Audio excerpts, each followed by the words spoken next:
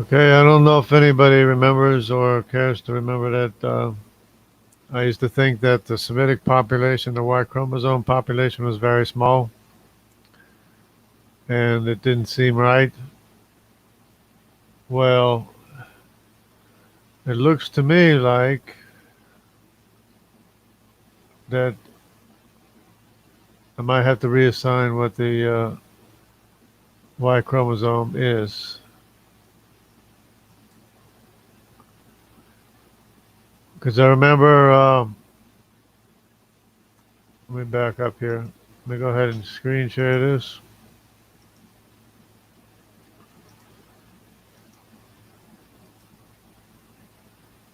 Okay, so remember we had, I was thinking that, the IJGHIJ were the Semitic population. Well, come to think of it, I was looking at this part here and I see a big distance here and a big distance here. So it's looking to me like this is the Semitic population right here, which includes the O, the N, the T, and the L, because T is found in Jewish populations too, to begin with. So, so that's pretty interesting. I was wondering what the T was doing in the Jewish population, if it was a Japhethite Y chromosome, but it turns out to be that the separation is between here. Now the Q and the R, you know what the Q and the R are? They're Europeans and Asian Japhethites, without a doubt. And you can see they're separated by a genetic distance here. And this Semitic population here is separated by a genetic distance here. Then, so then when we go down to this other one, this is genetic distance too. We can also see the three trees. We can see the African tree, Semitic tree, which now includes T, O, N, L, and M, and K. And there's the genetic distance here between this tree and this tree over here. So it'd be the Hamite tree, Shemite tree, which is Semitic, which is Sumerians, which were in the cradle of civilization. And I couldn't understand where the Sumerians went to. The Sumerians were missing, but here they are right here. Right here, the T. The T is found in Jewish populations, the I, of course, and the J. And the G and the H's are like, I think the Gypsies are H, the G's are found in Dravidians or something, or vice versa, or something like that. Okay, but the real information that I wanted to, that I noticed that I found that was very interesting would be this information here. Okay. Remember, I had said that the C is the Y chromosome of Nimrod. It turns out that this shows where all the people are found here, which are some interesting things over here too. You know, there have been rumors about Hebrew writing in America and stuff like that. You know, but it seemed far fetched, right? We'll get into that too. But starting out with the CY chromosome, first you have, well, let's go to the DY chromosome, because the DY chromosome are the Andamanese over here in the Andamanese Islands over here somewhere, right there, looks like. And the DY chromosome, of course, populated Asia all the way up to Japan through Mongolia and everything. That's the DY chromosome, which belongs to the Hamite African tree. But they, of course, are way over here in the Asian Pacific region. So when we go to look at the evidence for the DY chromosome, here's the DY chromosome here. We got E over here. Of course, in Africa, you have the A, B, and the E, right? There it is. Boom, Africa. And notice this little hump here. This little time, because this is distant. This is a genetic distance here. And of course, they wanna extrapolate that genetic distance means steep time, So they're pushing that for all it's worth. So, but here with the DY chromosome, it looks like a reintroduction to me of the DY chromosome. Of course, it's DO. Of course, they want to say that's the original D. And then there's the D, 1, 2, 1, 1, 1, whatever this stuff is here. Which is not in Africa. See, none of this is in Africa. But this little tiny speck here, it looks to me like that's a recent reintroduction of D into Africa, because originally they never went to Africa. So there's a problem with that right there. Start off right off the bat here, this little D here. Because if the D came from Africa, then it should be all the way back here. It should be all the way back into Africa. But no, it seems like a reintroduction. It's actually smaller than all the rest of these. And of course, these are the rest of the Ds, the Andamanese and the Asian Pacific and Japan. So that's D right there. Then we have the C. And what do you notice about the C? We got C goes from here to here, right? Where is the C located?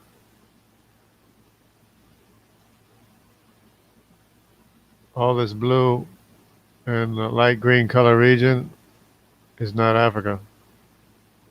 Never was in Africa. It's not found in Africa. Never even went to Africa. The D looks like it was reintroduced into Africa, but the C never ever went back to Africa. So that is very interesting. But let's see where it is found.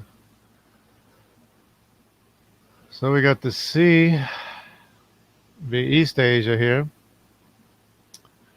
We got this color C, which is Oceania, which is Pacific Oceania. We have this C, which of course is concludes Australia too. Oceania and the Southeast Asia. We have Southeast Asia exclusively. We got South Asia, Southeast Asia, East Asia, and Southeast Asia. And this one here is both East Asia, South Asia, and the gray, which is be the Russia, Asia, Russia.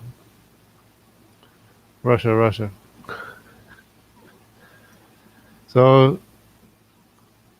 then we have which is not so clear here, but then you have the Japhethites, which begins here with F, because it's the A, B, C, D, E, F. And of course, these are not in Africa, and this looks like it was reintroduced in Africa. Or not reintroduced, but introduced at a later date. What am I saying? This D looks like it was introduced at a later date, not way back from the beginning. At a later time than each of these were introduced, or whatever. But anyways, yeah, this is supposed to go back in the millions of years or whatever, according to their calculation. or 1,000, yeah, 1,000 years time scale. So this is not very many, comparatively speaking, when you modify it to real known historical ages. So then the other interesting thing is this color here, America. See this color here, America? So let's look and see what we got. We got Q, right? Okay, that's expected. Q and R. That's, a little bit of a surprise, but it was kind of expected, that it could happen, that the R came over from Europe and was introduced into the Americas, right here, America. And the Q, of course, we knew. And what do we have? Oh, what's this? The T? We have the T in America, which is associated with the Jewish people and is a Semitic line. Now that we know that it's a Semitic line, it's a Semitic line. We have the T in America. And what's this here? Oh, what's this? J2 in America? We got a little sliver of J2 in America. And J1, look at that. They have the J1 Y chromosome in America. What's this? I2? We got the IY chromosome in America. We got the I1 in America. So this rumor about the Hebrew writings being found in America, there you have the DNA proof that the Jews or Semitic people were in America. Right there. Boom, America. And we have, it looks like a G2, which is Semitic, in America too. Which, of course, could be Jewish for that matter too, for one of the lost tribes of Israel for that matter anyway. So we have these here. And of course this other J2 in the Middle East would be the Arabic populations. So that's a big surprise right there. Two big surprises, actually. We have a late introduction of D into Africa. That's a surprise. We have 0 CY chromosome anywhere in Africa. Of course, that's what I was trying to say from the beginning, because I knew Nimrod is Cush's son, and Cush is the dark Africans, like sub-Saharan African. He belongs to the sub-Saharan African tree, but he never went to Africa. Figure that out. Of course, if you know history, it's, clear as day. It was Nimrod, who was a king in the land of Shinar in Mesopotamia, and never even went to Africa because he got off the boat in Turkey. I mean, his family, Ham got off the boat in Turkey. And then Ham had, his son was Cush, and Cush had a son named Nimrod, who was the king in the land of Shinar, and he was a great hunter before the Lord. And he was the king, so his Y chromosome is spread out throughout all Asia, all the way to Australia. Let's see where it goes. All the way to Australia, all the way through Oceania, what they call Oceania, all the way through Mongolia, all the way to America, all the way to the tip of northern tip of South America. The CY chromosome is found. So then the other surprise is these Y chromosomes found in America. So it would be the TY chromosome, the JY chromosome, because this is really belonging to the same family, basically, as far as I can tell. The J1 Y chromosome, even the I2 Y chromosome, and the I1 Y chromosome are found in America. And they're probably the ones that left the Hebrew writing in America. You know, those rumors. Here's another one in America is G2, found in America. So that is some new information. And of course, we know there's a high concentration of the majority of the people, the haplogroups, the mtDNA haplogroups in Uzbekistan and the Persians. And of course, this H and what color is that? Is it J? Looks like H and J. H and J would be Jewish, Semitic, and the HV as well would probably be Semitic Jews. So it makes a lot more sense because the mtDNA Japheth, I mean Semitics, the mtDNA Semite population was very large. So I'm wondering why is the Y chromosome population very small? And it turns out that we have the additional thing. In fact, only the Q and the R's are Japhethites. So that means the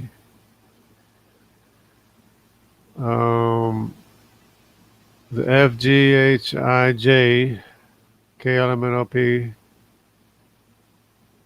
and there's a T in there somewhere too, but it's not showing up here, would be Semitic according to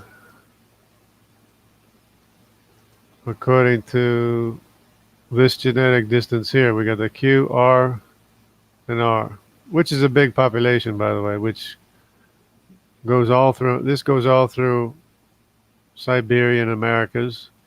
This goes all the way through Europe. It's a big population. And it was Japheth, Meshech, and Tubal. Gog, Magog, Meshech, and Tubal. They're the Japhethites. Okay, and it looks like their family tree was like somehow smaller unless they can find more people. But you can see the genetic distance between this tree, and this tree. So these are the descendants of Ham. These are the descendants of Japheth, unless we can revise it. And these are the descendants. These are the descendants of Shem. What did I say? Japheth. These are the descendants of Shem, and these are the descendants. This is the tree of Japheth with its genetic distance here. Now, not sure if that would change. Maybe this O and this N also belong to the Japhethite family tree. Maybe it's just the TLMKS that belongs to the Y chromosome of Shem, the Semitic population, the ancient Sumerians, and the ancient Jews and Arabs, which would be J. These are the descendants of Abraham, and probably maybe even I is descendant of Abraham too. But these look like they're Sumerians, and these could be Sumerians too. So maybe it's just the, hard to say, maybe it's just the T, L, M, and K. That would make sense. And then O and the N would belong to this tree here, the Japhethite tree.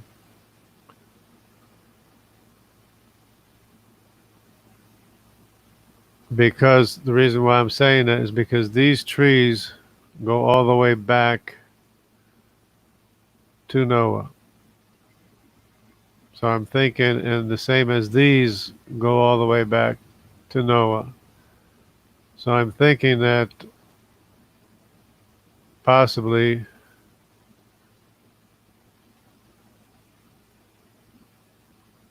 these belong over here to this tree. This tree here. Of course, this is the Jews, Arabs, and maybe the lost tribes of Israel here. And of course, they need to do some more study, make sure they got this correct, the genetics distance. But it looks like there's a genetic distance between the Hamites, Shemites, and Japhethites here, and this might be Japhethites as well. That would stand to reason. But the T seems to be associated with the Jewish people, and maybe the K and the L and the M. I gotta check.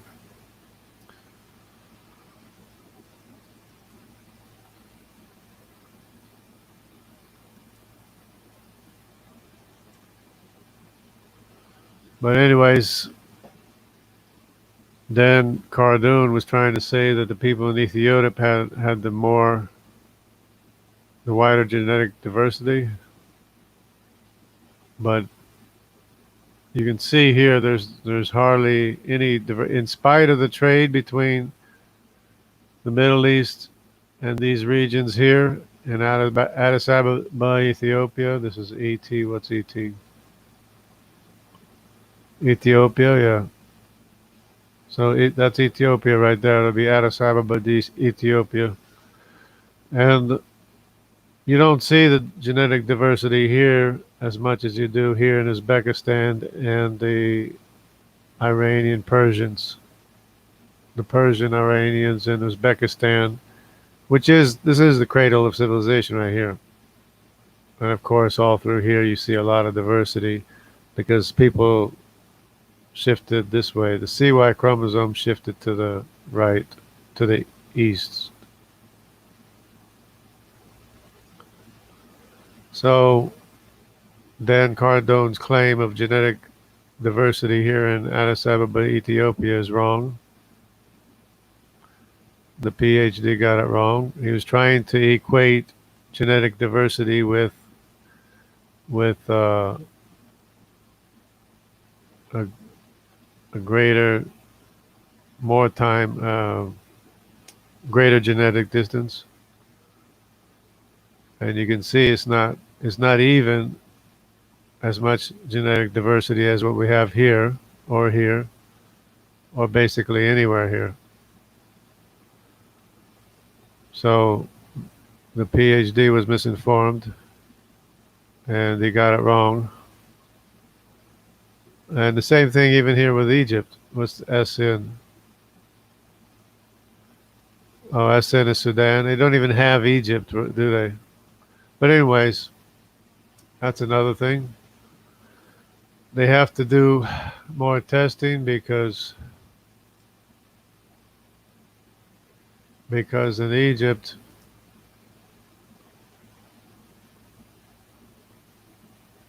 these Egyptians are Mitzrayim, the Berbers are Phoenicians, and of course the Cushites are descendants of Cush. See, it says right here, Cushite, Egyptian, Berber. These are known historical people. The Phoenicians, Egyptian, ancient people, and the Cushites. The Bible talks about the Cushite being dark-skinned, as opposed to Egyptians, as opposed to Berbers or Phoenicians or whatever. And the Canaanites were in this area, and they were horrible people, apparently. And over here we got the Andamanese here, the DY chromosome, and this CY chromosome from, see, this is Mesopotamia. This would be the land of Shinar. Apparently the CY chromosome from Nimrod migrated this way because who else would it be? Who else was early on in the Mesopotamian area besides Nimrod, who belongs to this Cushite family tree, who never even went to Africa, and all his descendants migrated east all the way through Oceania, Pacific Islands, Australia, all the way through to the Americas. You have the CY chromosome, Nadini, or Nadine, however you pronounce it. And all the way into the northern tip of South Somalia, Kichwa, Warani,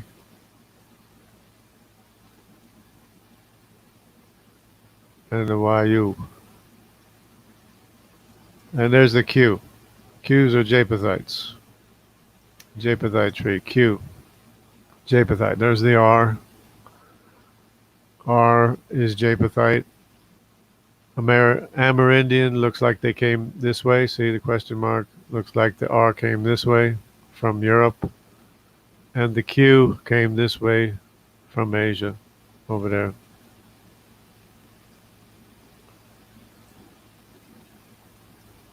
And we have to talk about the IY chromosome once in a while. You got the J1, J2, the I1 and I2. They're the Semitic family tree. Plus we have the H1, they're the Gypsies. H1A are Gypsies. We have the M69 that are Dravidians. And we have the G's over here, which are some kind of, I guess it's, I don't know if it's Caucasian or not, but we got the G2, that's Semitic. And apparently we have the T. The T is associated with the Jewish people as well. Whether or not they were original Jews or not is another thing, but they were Semitic, apparently, with the new information. And we have T's over here too. There's the T. So,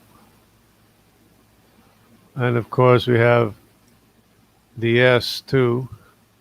S is only found here. But the K4 looks like it's Semitic too. The KLMNOP. Let me see what we got here. The KLMN, well, the KLMN and the S, T, OP, T, KLMNS, they might belong to the Semitic tree as well.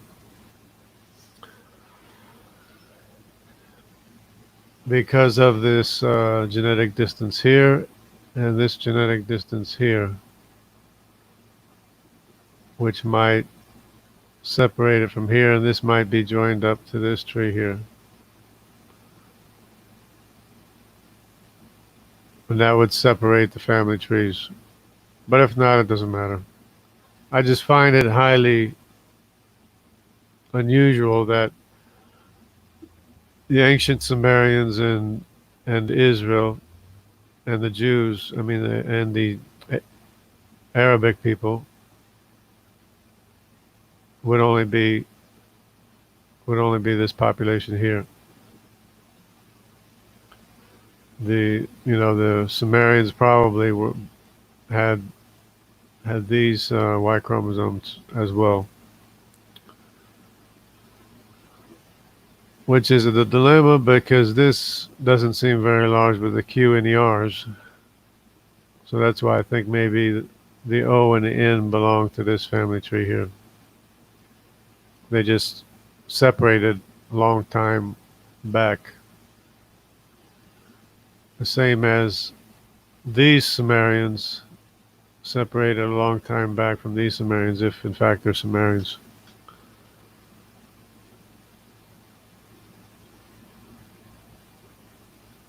Because I was looking at this, remember the N and the O, the T, and I'm thinking, this looks like a tree here, even though it joins way back at the root. because you have a large genetic distance here.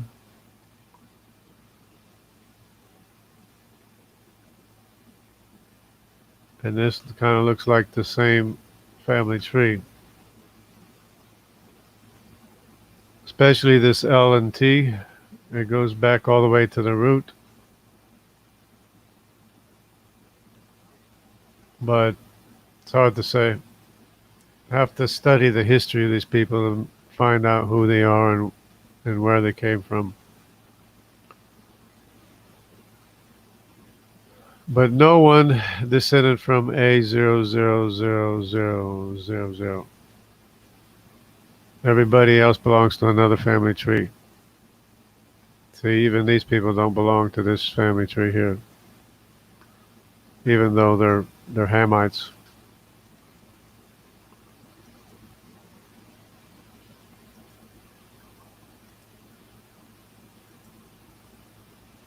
Okay, so there was one more thing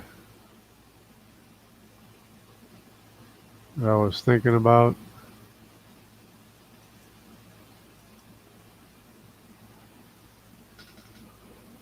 Um,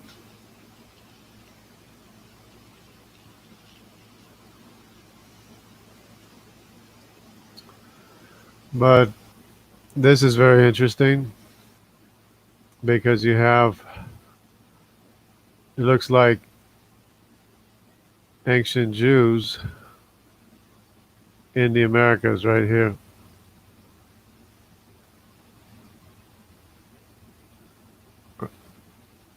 So this DNA is found in America. Probably, I guess, among the indigenous populations. Um, you know, may or may not be original DNA. I don't know. But it's hard to say. But it's just kind of strange that, especially this T, there'd be such a large population. I mean, T is, could be Japhethite, but it seems to be associated with the Jewish people as well, the T. So it's hard to say.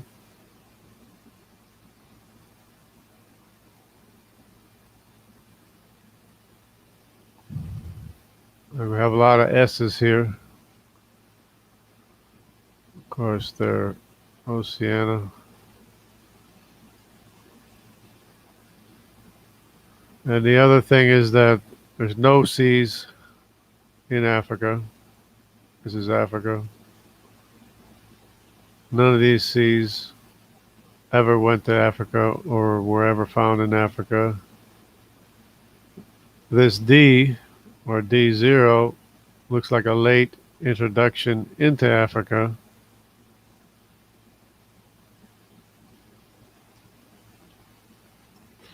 Up here, the D. See the D and E? Yeah, the D and E genetically is close, but geographically they're separated by a lot, and especially the C, the D and E, especially the C, is separated by a lot of geography, even though they belong to the family tree of Cush and Ham.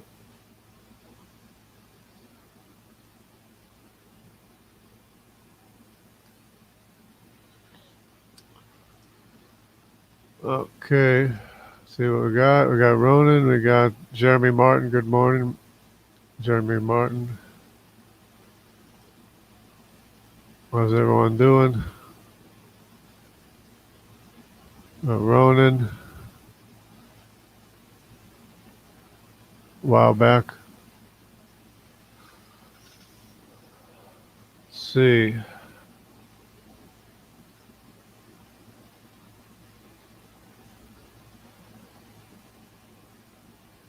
Trying to think of one more thing.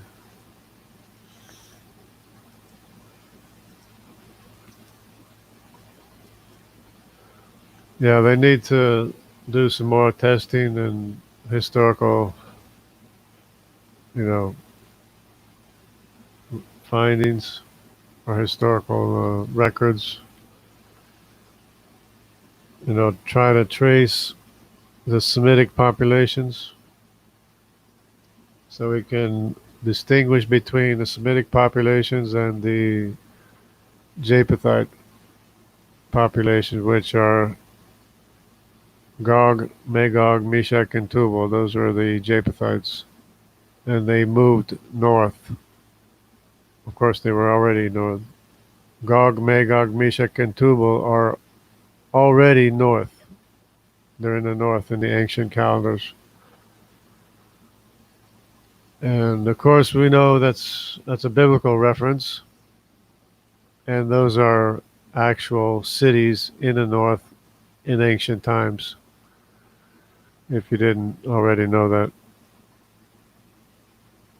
So that would be the Japhethite population. If we could trace the people from there to identify their Y chromosome, that would help.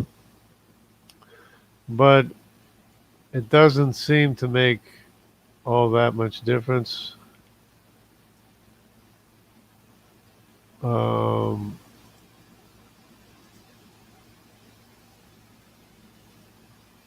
course, we have the three distinct mtDNA trees, which would be the L, the M, and the N.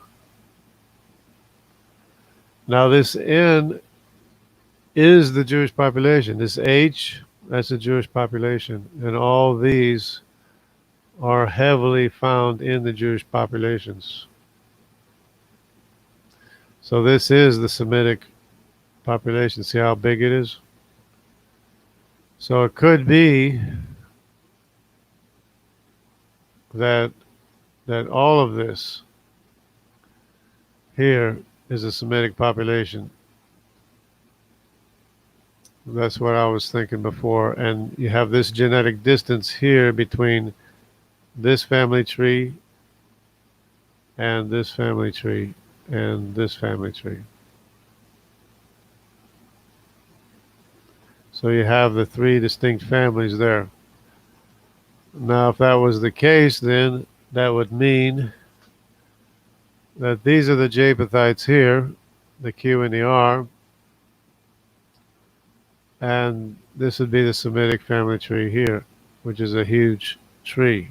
Would be this, all the Sumerians, of course, which would seem to make sense too, because the Sumerians were the dominant, they were right in the middle of the ancient civilization, the Sumerians, and which includes Abraham. Abraham was a Sumerian from a Sumerian city called Ur of the Chaldees, which is in Mesopotamia. So he's right there, which is also where Nimrod, the CY chromosome, had his kingdom in the land of Shinar in Mesopotamia early on. And of course, there's many Nimrods. I'm talking about the first Nimrod in case you're confusing that.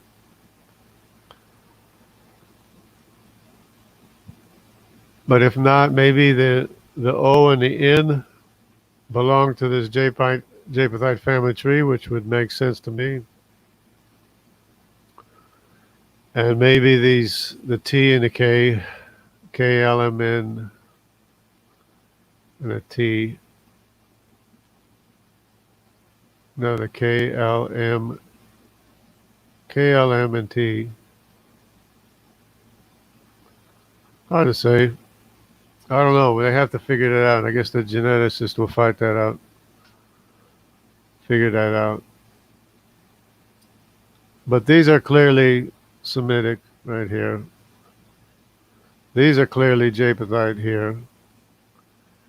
And these we'd have to figure out who they are. But T is in the Jewish population, and I think K and some of these others, which is what I was trying to find. So let me just go ahead and that's what I was trying to remember. Let me bring up the the information for the Jewish Y chromosome.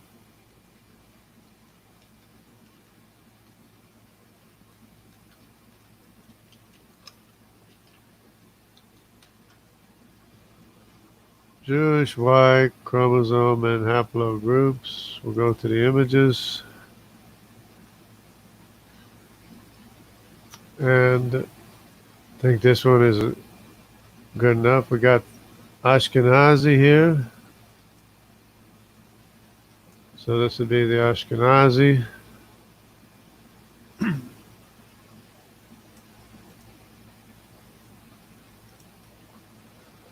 So we got as I was saying, remember I said the T. The T is a part of the Jewish population, but of course, and the Q, and the I, which is me. But then again, we do have R's, which is, and we have a lot of G's, and E, which is to be expected, which is the Hamite family tree, which could be Canaanites. Could be a Canaanite descendants in here. That's a E1B. So let me go here. What's E1B?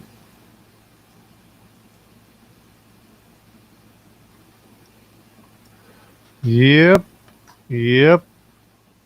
E1A, E1A, E3A, E1A, and this is E3B2, E3B1, and E3B1, a different kind, V12, V32.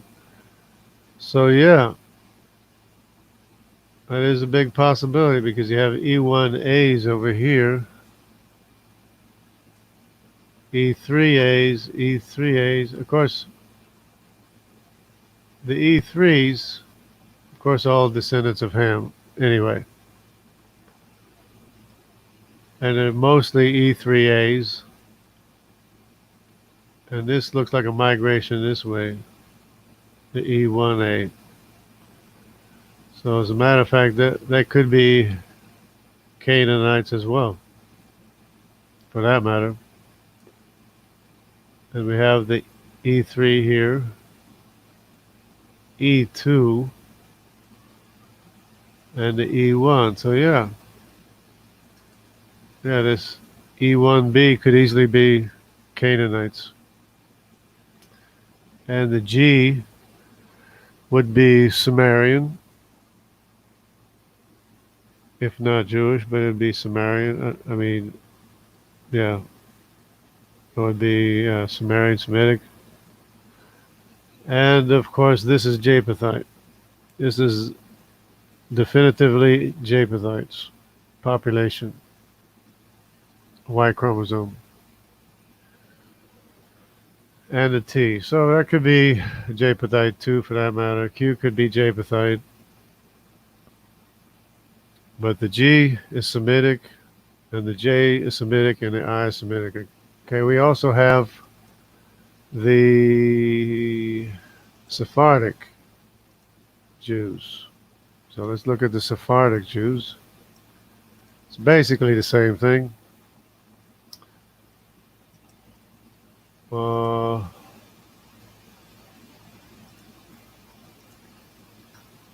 Let me see if I can make this bigger.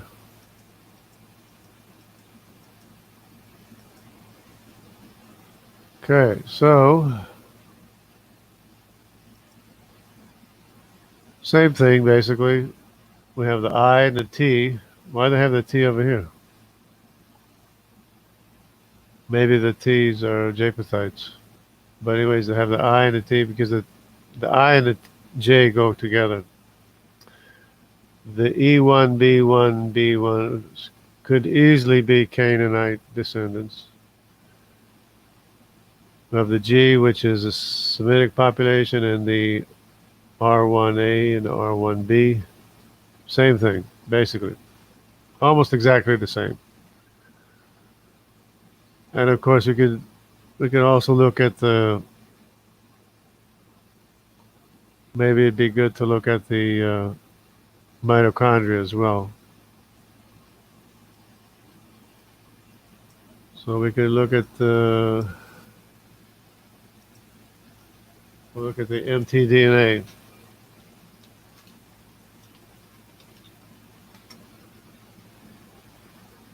Okay, maternal lineages of the Ashkenazis.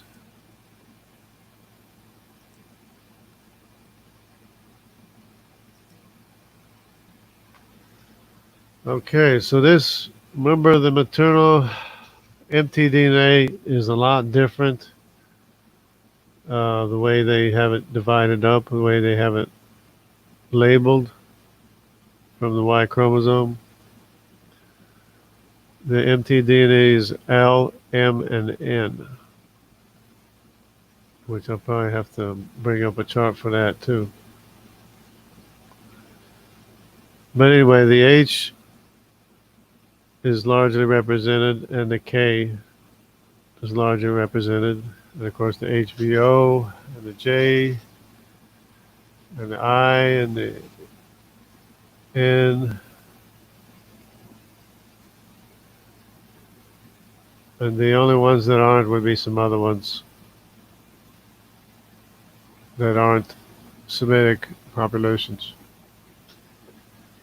But yeah, we can go back to this chart here, right?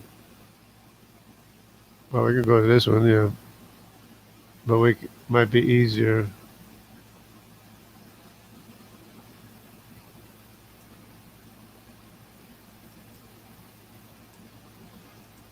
Might be easier to use this chart. So let's go to the mtDNA. The L, M, and the N. So the H, the V, and the U and the K, and all these are the mtDNA of the japhethites. So basically, the majority of this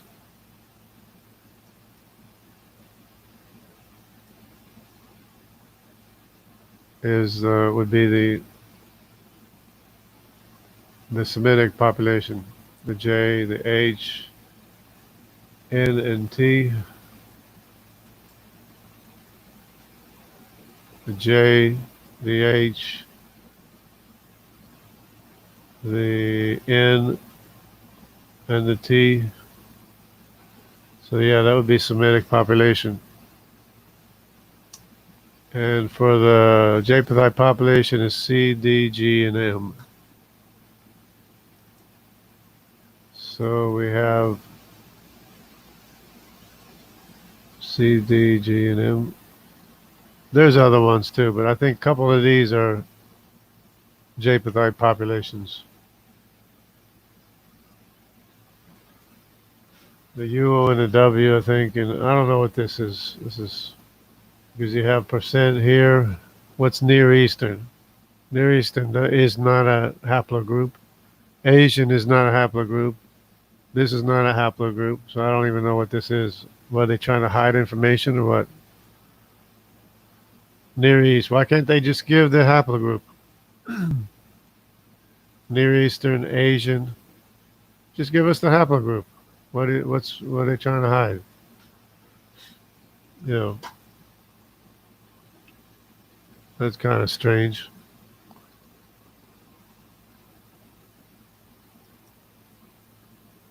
But don't want to admit there's Chinese Jews. Of course, there's Chinese Jews. The Bible says so.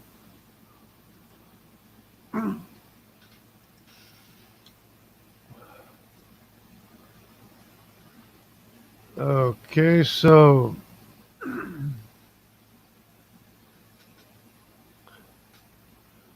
yeah, the M would be the C, the E, and Q. C, Z, D, G, E, and Q. Okay.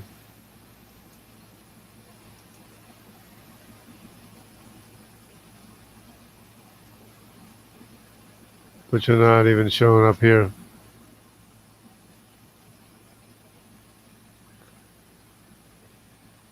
Anyway, that's the Ashkenazi. Here's the Sephardic. mtDNA, looks like.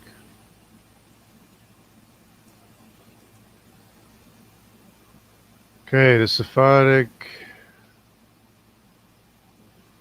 This is a Y chromosome.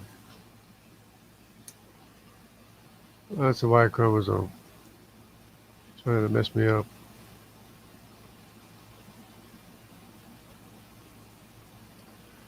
It says maternal origins.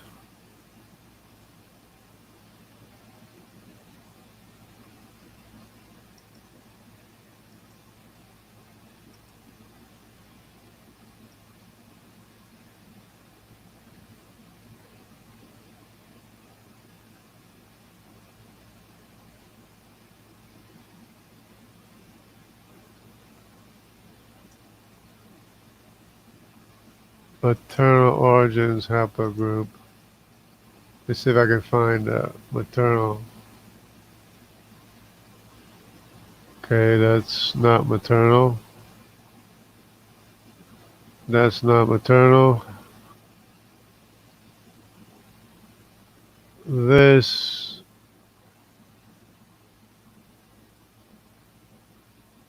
is not maternal. This is not maternal.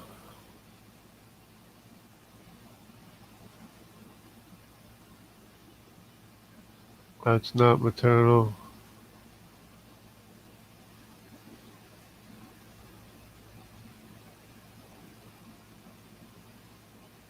And this is maternal, but I think it's the same thing. It's the same thing, basically.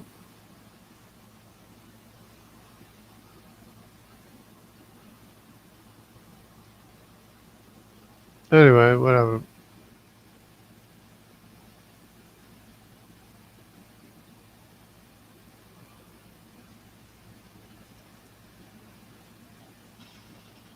Looks like the same thing to me. But I think we kind of get the idea.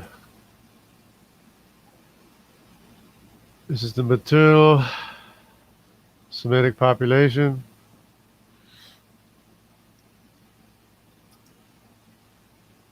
This is the Semitic population here. This is the Japhethites. According to this, all these people belong in the same category here. This K. This is the K group. This is the F group. Well, they say the F group. They're trying to say that the K group is descended from the F group, is what they're trying to say.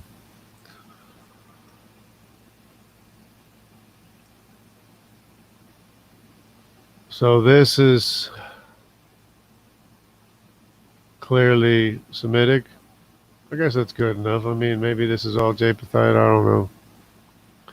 But if not, maybe the Japhethite family tree includes T, L, M, K, and S.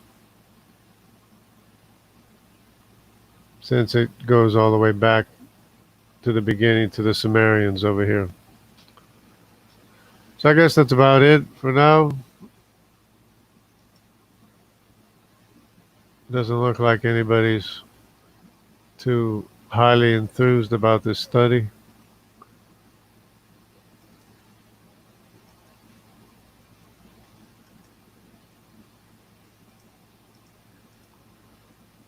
And of course, the main thing, the main discovery by way of review here, is that the DY chromosome into Africa is a recent introduction. It's not an ancient introduction. Okay, now this is the evidence that I just picked off the webs or whatever you call them, interwebs, and it's the data from the Y chromosome of people around the world. So this is quite telling. This is quite telling right here. This is a very recent introduction of the DY chromosome into Africa. Okay. Now that's bad enough.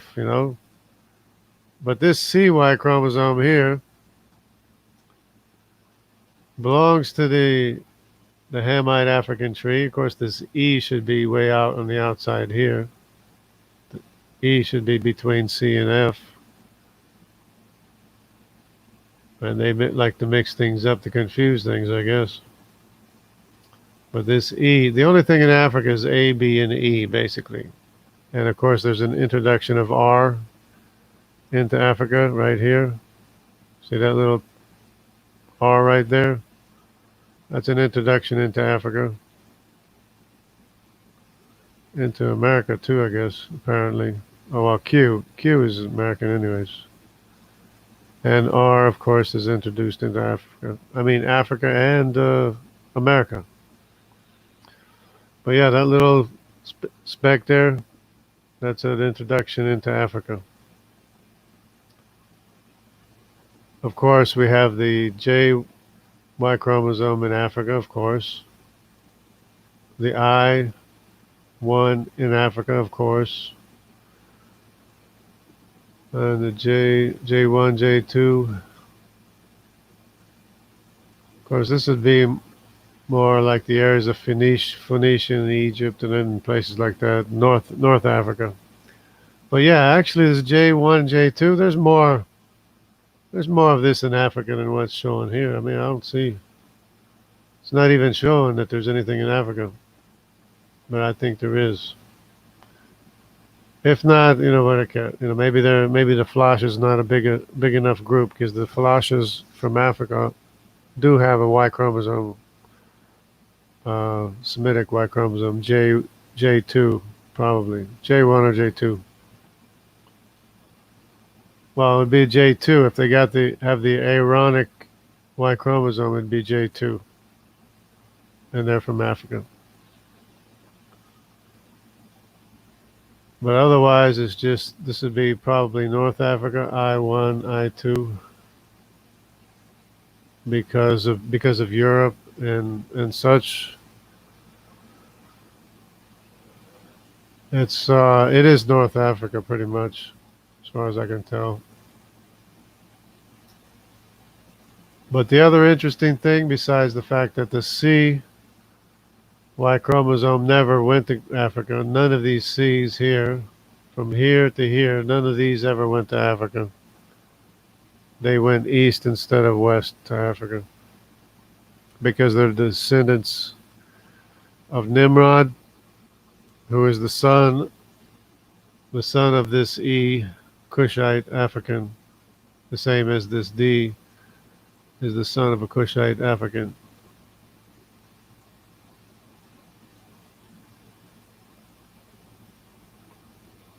They like to confuse everything. But this information is pretty telling.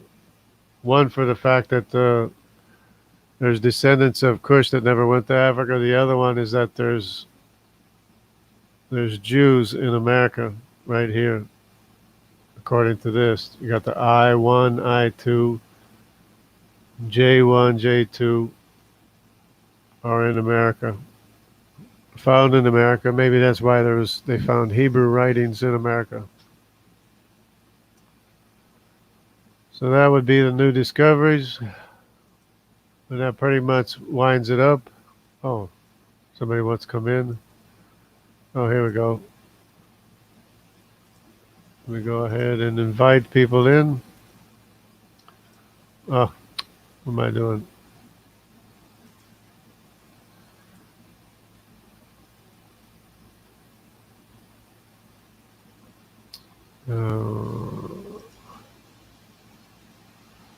Okay, we got Daniel Isbizgis.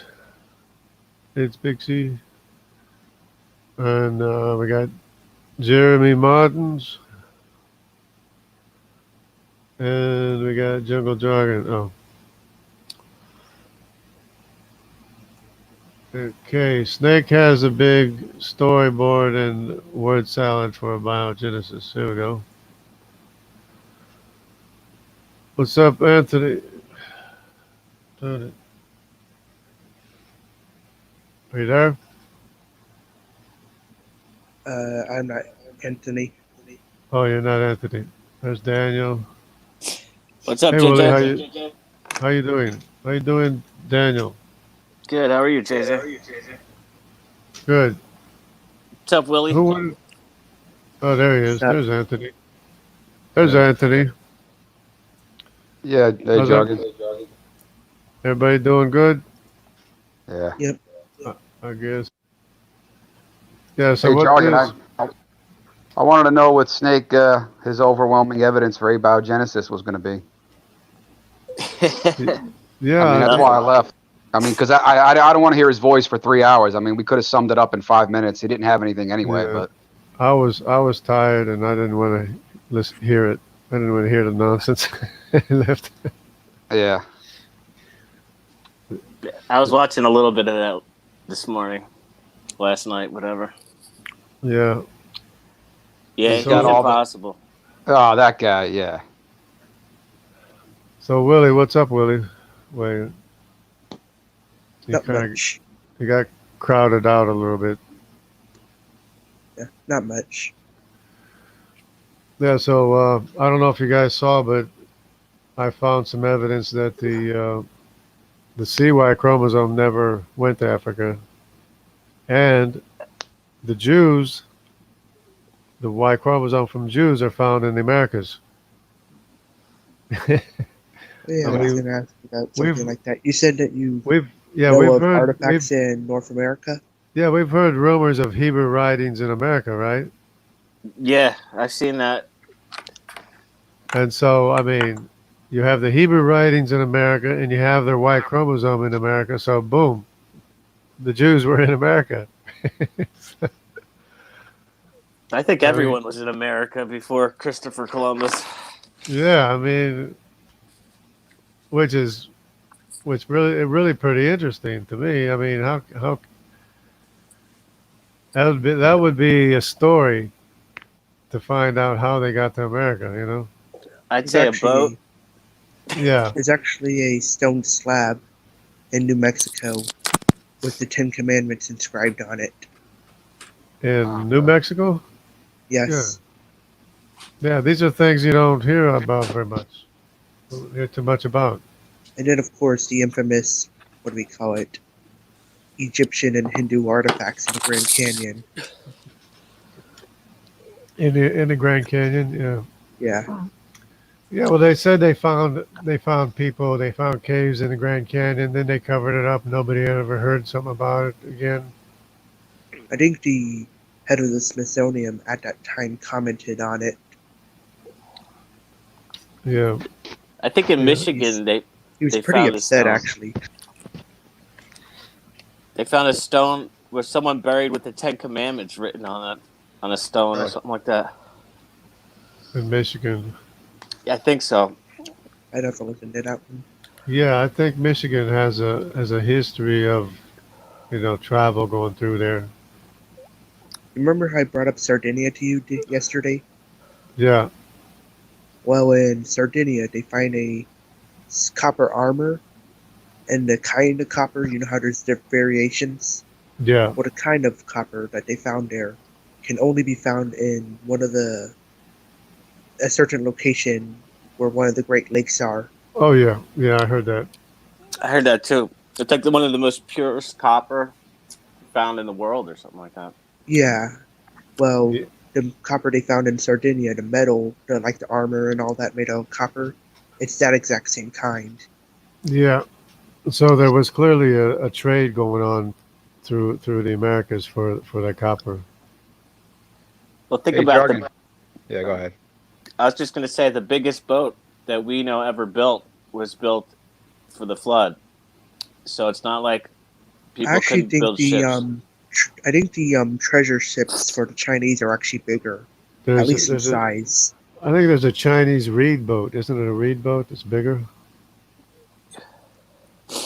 I think there was a Chinese reed boat that was bigger. I don't know. I don't know E- about reed boat, but I know the treasure junks they had Well, are maybe supposed to be not. bigger. Either way, they Yeah. were able to build boats thousands Right. and thousands and thousands of years ago. So I Right. don't know why they couldn't sail across the ocean. Yeah. And these specific boats are meant for sailing, unlike the Ark, which was only meant for floating. So, Anthony, you want to say something? Yeah, no, it makes sense. I was just wondering what was Snake going to present. I guess protocells, which are, I mean, they're not even alive, but Yeah, that was I funny. don't know.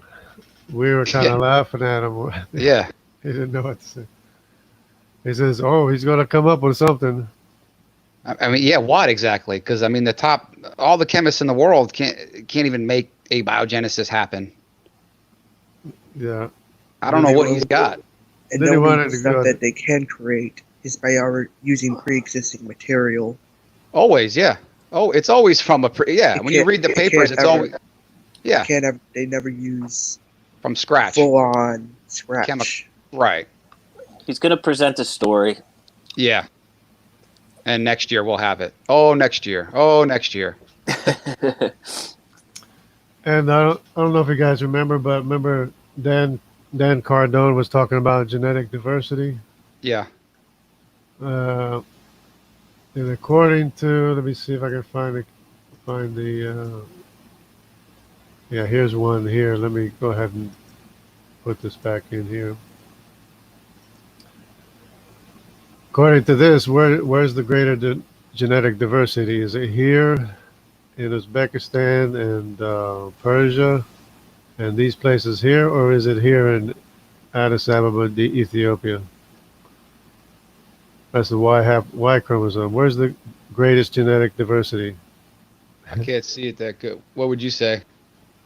Well, I mean, there's almost everybody's represented here in Uzbekistan Yeah. and this area, Persia and places, which is, close to the cradle of civilization, the Mesopotamia right here. And of course, there's Greece. Even Greece has more. And Turkey, of course, Turkey has more. What has the less? I guess the Americas. Well, yeah, everywhere they spread out would have the less. Yeah. Less. So when the families went out this way, that'd be less diversity. In the Americas, there's less diversity. Every place, they spread out like spokes of a wheel. Yeah. But they're all concentrated here in the middle Yeah. from where the Bible says that people lived. JJ, on that map, I watched this thing about ancient Chinese in America too, on the West Coast. Yeah. Does that map Yeah. represent that at all? Yeah. What it does represent is the well. Let me go back to the Y chromosome. Is easier. Is the Q. So basically, the Q and this CY chromosome. CY chromosome is like the Mongolians too. That would be the descendants of Nimrod. So like all these Mongolians and stuff here, that's the CY chromosome. They went all the way to America. So yes. And of course, the rest of it is Q. See this Q, which is the same thing as an R. The Q and the R are basically the same family tree, except the R is Europeans and the Q is Asians and Amerindians and stuff. Hey, Jargon. Correct me if I'm wrong, but RNA is a highly unstable molecule. Yeah, yeah, And what I've read is that they have to, even to when they produce it in the lab, they got to select out and purify and filter out all the right-handed sugars, and it's a lot of manipulated conditions. yeah, Yeah, you don't Even have.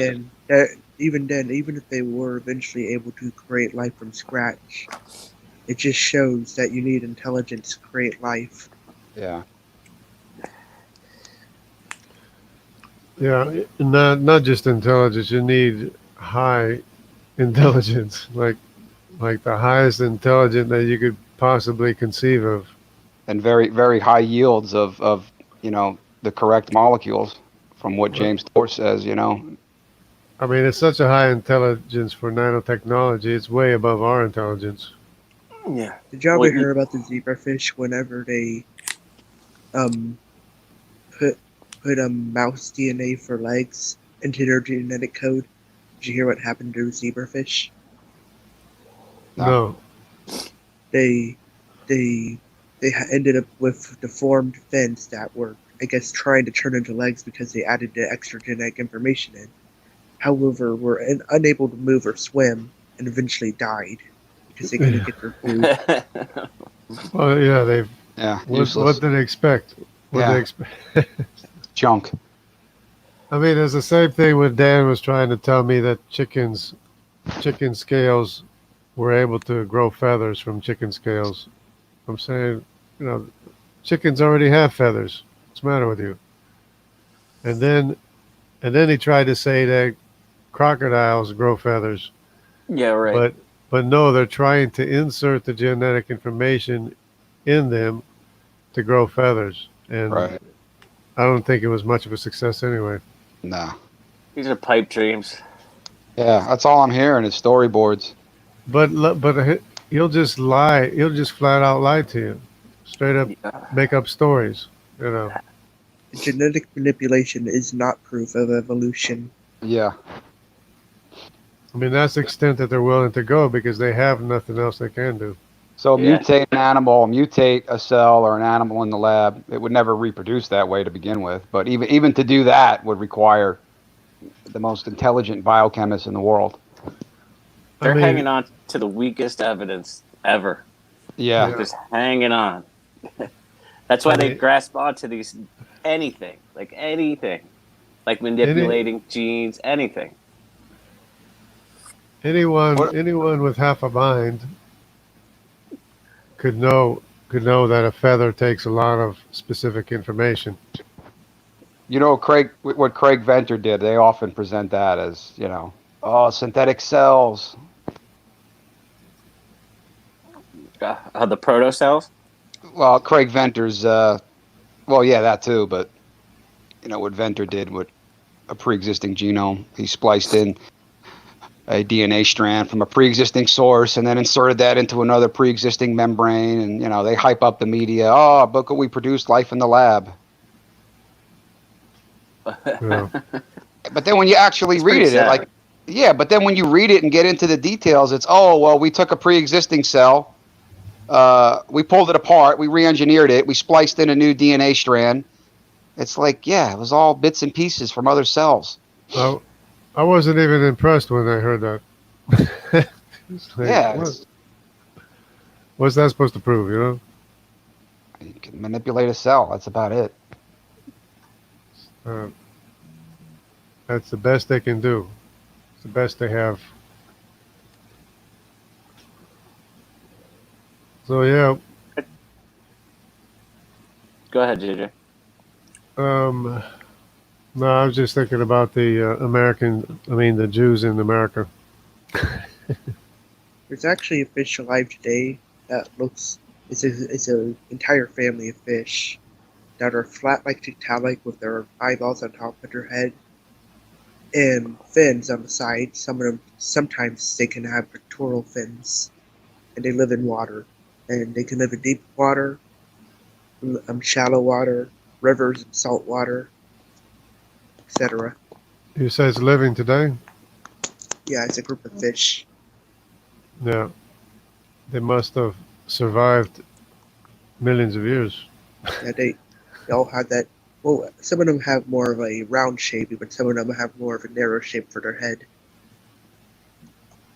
Yeah, I saw a good article that just had a list of fossils that they called index fossils because they claim that that's when they evolved and they evolved into other things at that point. And the whole list was fossils that they still found living today. And they were like from like up to like 100 million years ago. I mean, it was insane. that index they're fossil. represented today, unchanged, like perfectly. Yeah, but I think, that's how they know what the age of the layer is from that fossil. yeah, well, that's how they calibrate their dating. Right. It's a one-way calibration, I guess.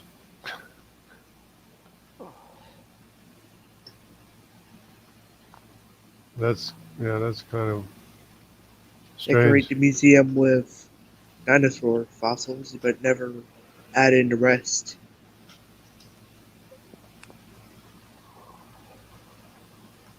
I thought it was No, interesting. but You guys said we're talking about all those birds found in the dinosaur layers. That was pretty interesting. yeah. Parrots and stuff. I mean, everything was I buried in remember the there was same articles layers. that the parrots wanted, but it seems like Google was pushing that one down further down the search engine. The one on the parrots. So, how deep did they find the parrots? What layer? Oh, Cretaceous. No, I said what I was saying is that the articles on the parrot fossils that when the person went into the museum and found the parrot beaks and all that from the Cretaceous, the article was talking about that. Google seems to be pushing them down further in the search results. Yeah, that's crazy. They always do stuff like that. I was looking for an empty DNA pie chart, and it took me forever to find one. It took forever for me to find the information on clams digging up through layers. Yeah, well, we gotta come down hard on these people because they're really doing a lot of damage to people.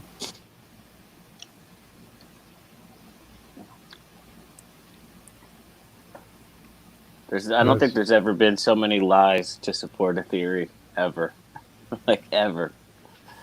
yeah, they can just keep digging a whole deeper hole.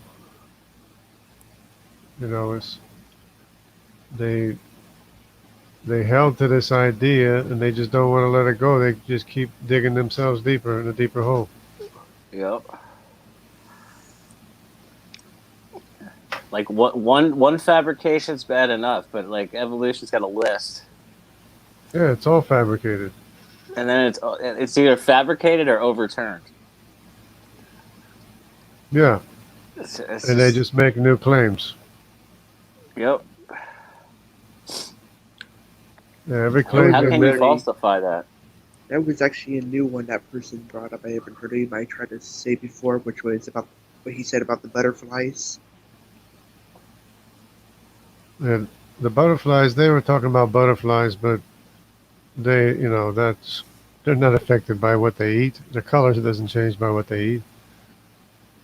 You know, But yeah, but even if that say thing would be the true, like I said, flamingos, I believe, but I know for sure salmon don't keep their color.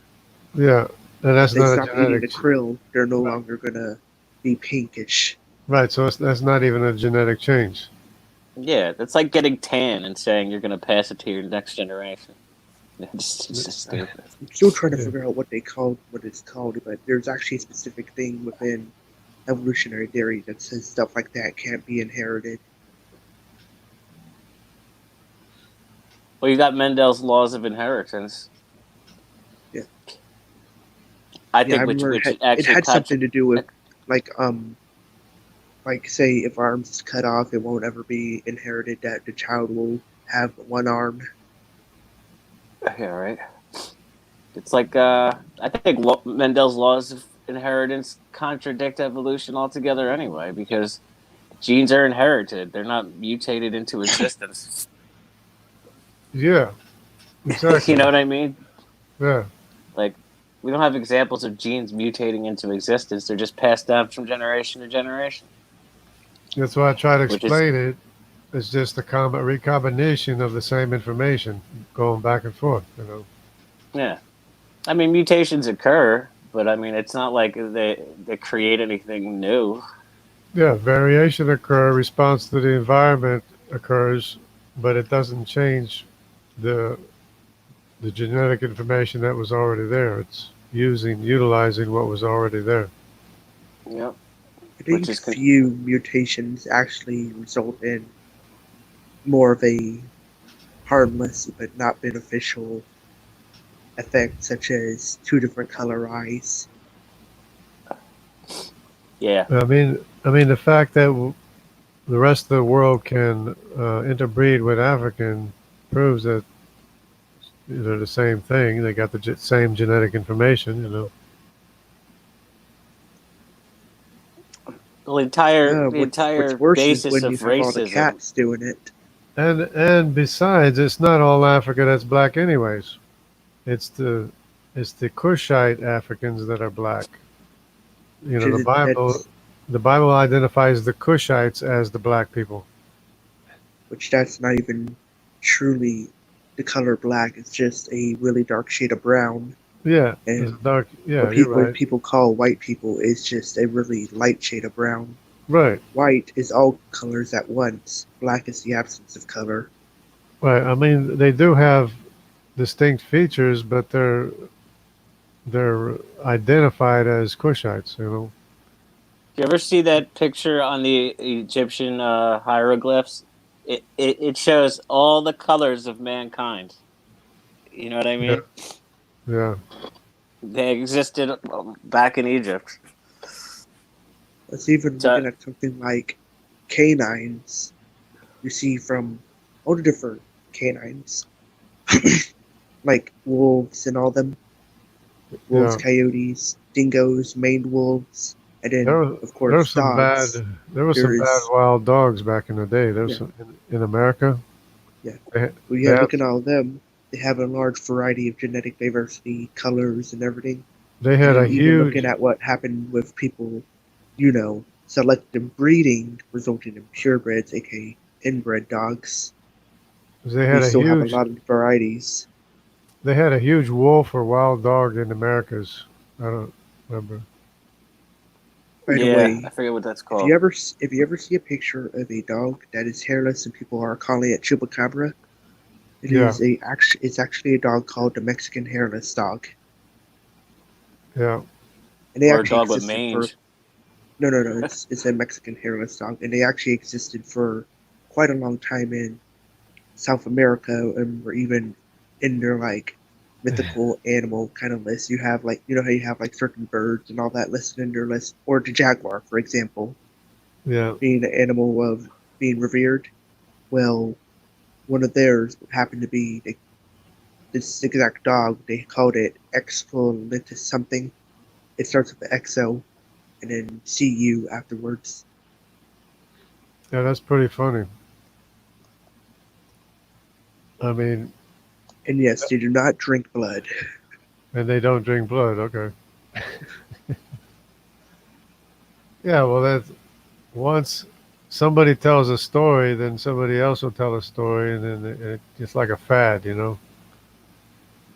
And then it dies out, and nobody talks about it again. Either way, I'm going to get going. Yep.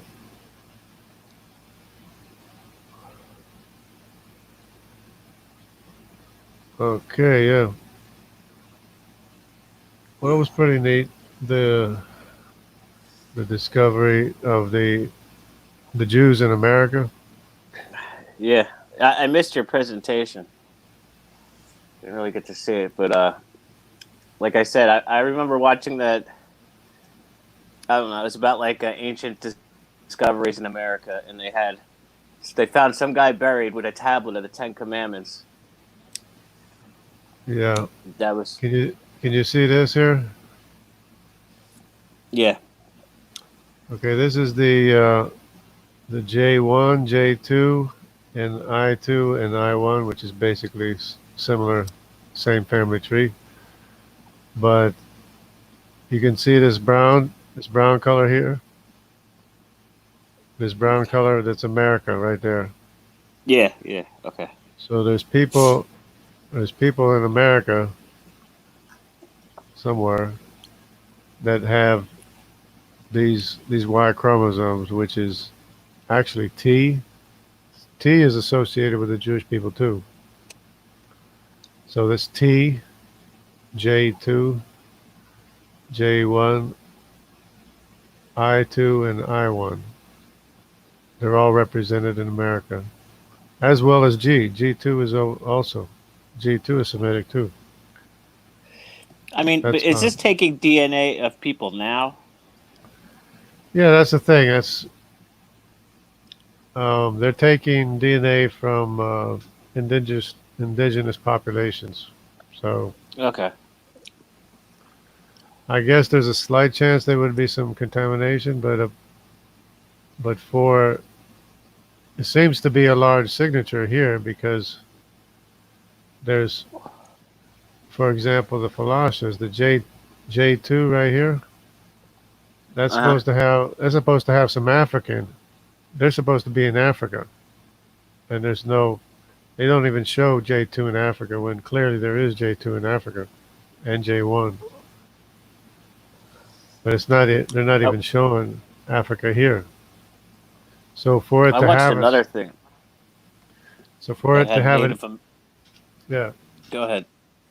So yeah, so for it to have a signature from America it would have to be pretty significant, I think. Yeah, go ahead. Sorry.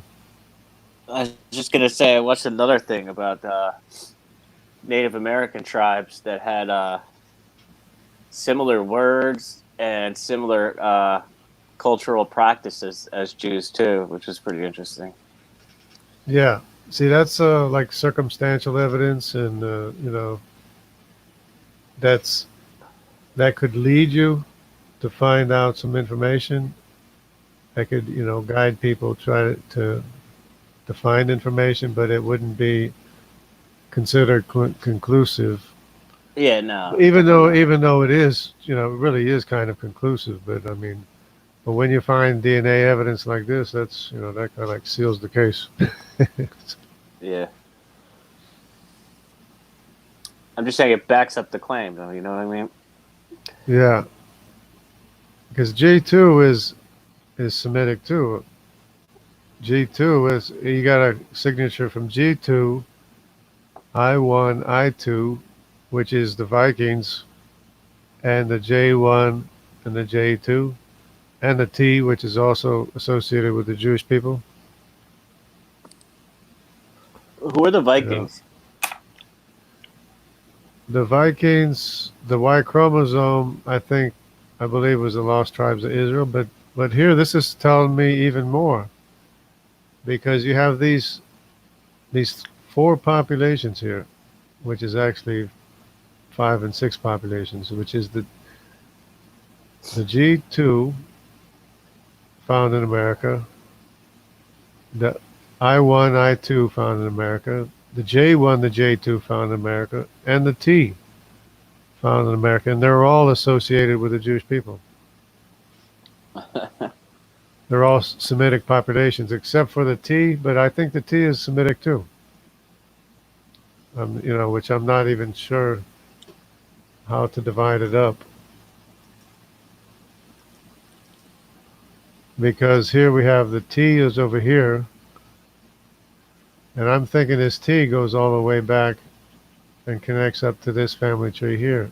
In fact, I can see a genetic distance here between the Japhethites and the genetic distance between the Hamites, and these are the Shemites here, and these could be Shemites too. As far as the T here and the G, where's the G's over here? See the G, but they're all Semitic populations, and so I think the T might could be Semitic too. The T and the L because they meet up way back here in the beginning, which would be Noah. They meet back up at Noah. So I think they have to do a lot more testing to figure out what's going on because I don't think they have this right anyway. Yeah, it is interesting. Yeah. I mean, And their story is not based on that genetics anyway. Basically, I mean, their story is based out of Africa. oh, they they got Adam over here, and the other one they got Adam over here. Another one they got Adam down here. They don't know where to put him.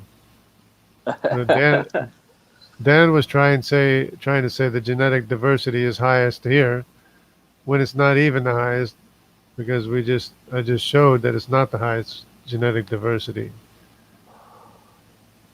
You know, so he's They're, wrong with that.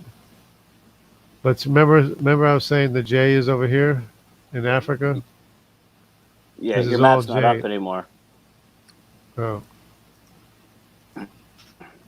yeah, the J You keep saying over here, but I can't see anything. over here. See the green over here. The J1 over here is in northern Yeah, Africa. J2, and it's over here in Egypt and Africa. But this chart over here wasn't even showing the signal in Africa from the J1, J2. But it does show America. So I don't know what that's about. but what I thought was interesting, like I said, those hieroglyphs showed every single color of humanity, right? And they were Yeah, represented in Egypt all the way back then. So it's like yeah, basically every, you know what I mean? exactly. Chinese, every shade of humanity, like every culture was in Egypt all the way back Yeah, during the time of the pyramids. You know what I mean? right. So there was there was a lot of diversity there back then. So I mean, everyone was everywhere. I think. Yeah, yeah, that's true. That's why you know there's it's going to be difficult to everything's kind of contaminated and switched around and interbred, and Yeah, well, the good thing so it's is going to be that hard to trace everything back like that. we have the JY chromosome and the mitochondrial maternal line. We got both the paternal line and the maternal lines. That'll take you back. That'll identify which family tree you belong to. Yeah. Now the only thing is would be to figure out these loose ends to figure out which belongs to which family here. What I got Because here? I mean, I watched this thing with Jensen, and he said that like everyone, you could get everyone if you go back like 2,000 years. You're Yeah, basically related to everybody. yeah, autosomally. Yeah, yeah. You go back 10 So generations, you have 1,000 grandparents. yeah, so it's kind of like how is it not going to be all switched up? Yeah, any one of those 1,000 grandparents could be related to anybody or descended from anybody. So Yeah, basically, when we study the Bible, we're studying about our ancestors in the Bible, right there. yeah, definitely. As I say, the Bible starts at the beginning, ends at the end. Yeah, I mean, to me, it's the most complete human history. I think the Vikings have actually a pretty good genealogy back too. yeah, that would be interesting because I'm thinking that wouldn't have been affected by the Roman Church destroying the records in England because the Yeah, I'm Roman pretty Church. sure they have it back to Adam maybe or Noah. Yeah, that would be interesting because I got to check that out because the Roman Catholic Church came in and destroyed all the records from the Christians because there was Christians early on, uh, right after the time of Christ in England, and they had I don't think they destroyed everything. They probably have that. They probably have it. they killed. Well, yeah, that could be too, but they killed 800 some bishops and destroyed all the records, and maybe they confiscated some records. Yeah, so I would like to see what kind of records they have for sure. Yeah. Yeah, I watched this other video about monks. I don't know if they were Catholic, honestly, but they were monks that they're actually responsible for preserving a lot of these records. Yeah, The Catholic and Church does preserve a lot of things. that would, You know, they actually they have, built churches everywhere. yeah, they have records of the Magi that came to find Jesus. Hmm.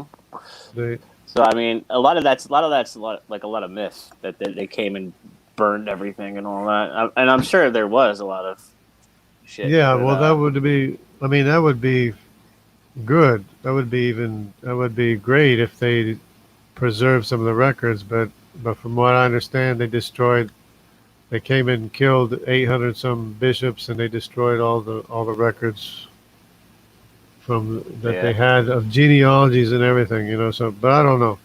Maybe they do have some records. What's up, Tony? Sorry about that. So it happens. There I we was go. listening. Yeah. Oh, what's up, Willie? Well, one thing I wanted to say was what do we call it? Saying Viking would be inaccurate. A better word would actually be Scandinavians, Yeah.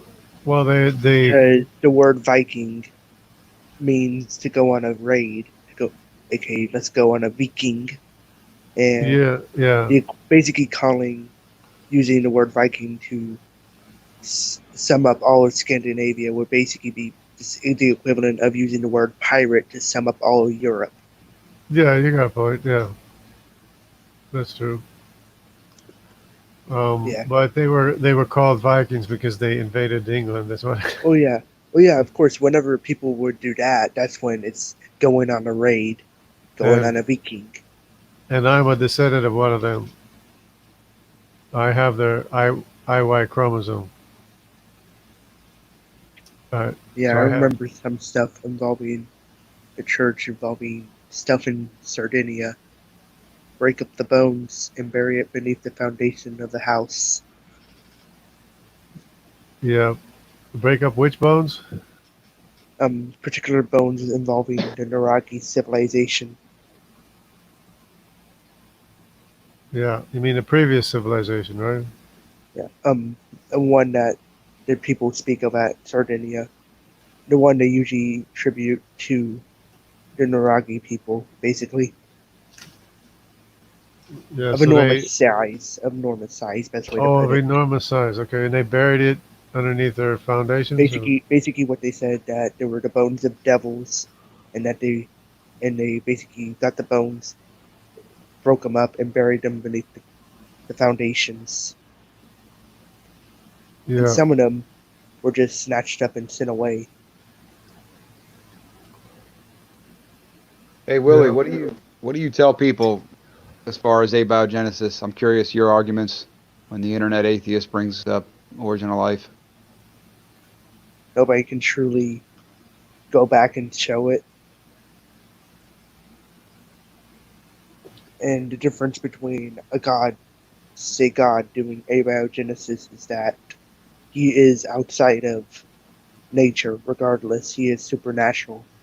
Yeah. He created nature. Within the natural, you can't create life out of non-life. Oh, they're trying. That goes without saying, but you know, But even But what they're then, going to say is they're going to but it manipulate it in can't a lab one naturally, day. it can't naturally occur regardless. That they were able to, it would be through the use of intelligence. Well, that's what I've been saying. That they got to manipulate every step of these experiments, and they still can't do it. yeah, I don't know. I don't know what's wrong with a peer review system. Why doesn't anybody call them out? Yeah, that's what I'm trying to figure out. How they have such high hopes for it. I mean, their argument is that somebody would have called them out, but nobody's even calling them out. Yeah. It's kind of funny. There's a lot of stuff wrong with the peer review system, Yeah, and interesting how many great discoveries in science and then were actually banned from going through peer review to peer review. People prevented and certain works from ever getting through. and then they don't want you knocking peer review because they say, well, then people won't trust science. Well, it's not our fault we don't trust what you say. Yeah.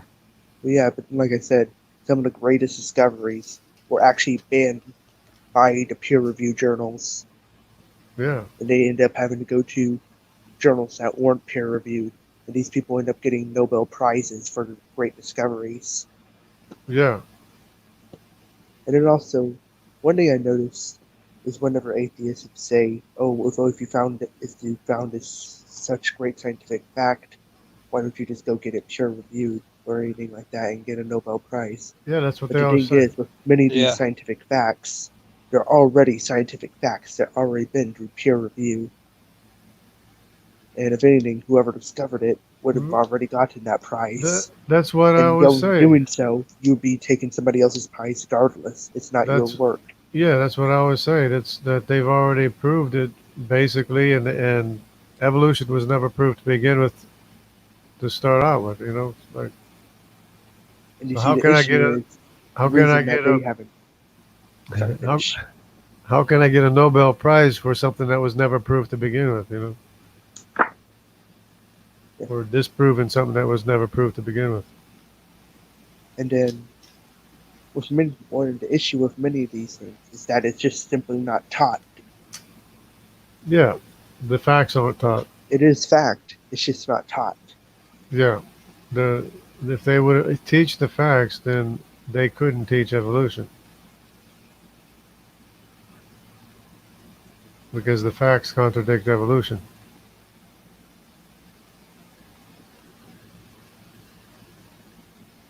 In fact, even with in their basic studies, whenever they talk about slowly being buried over time when it comes to the bones, well, not studies, what they teach people. But then then when you actually read the scientific journals and all that, it states that fossils must be buried rapidly, either by a flood or a sandstorm, and it has to be buried in certain minerals, otherwise it will be destroyed. Yeah, we would have been so much farther ahead in science had we not been, Not shackled to by men- evolution. not to mention the thousands of fossils in the asphyxiation pose. Yeah, and like you can tell the difference between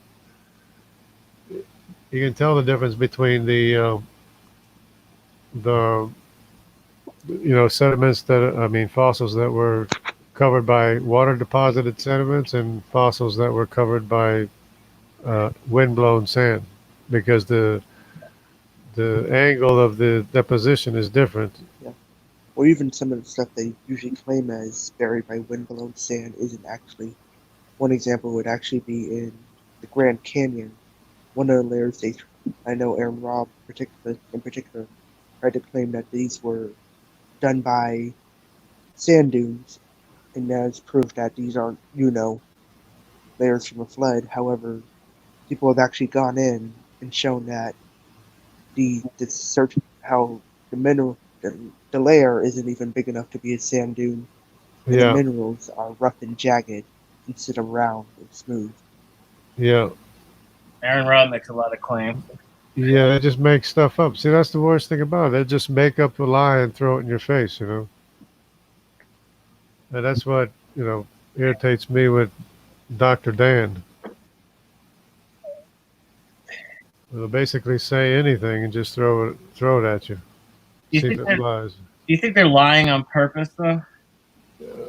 In some cases, I've yeah. seen I've seen them just since they didn't have an explanation, they tried to create an explanation.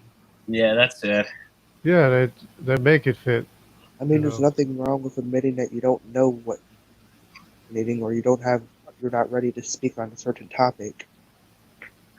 if they were humble, they would say, "Okay, I'll look into it, and we'll, get back to you later, or whatever."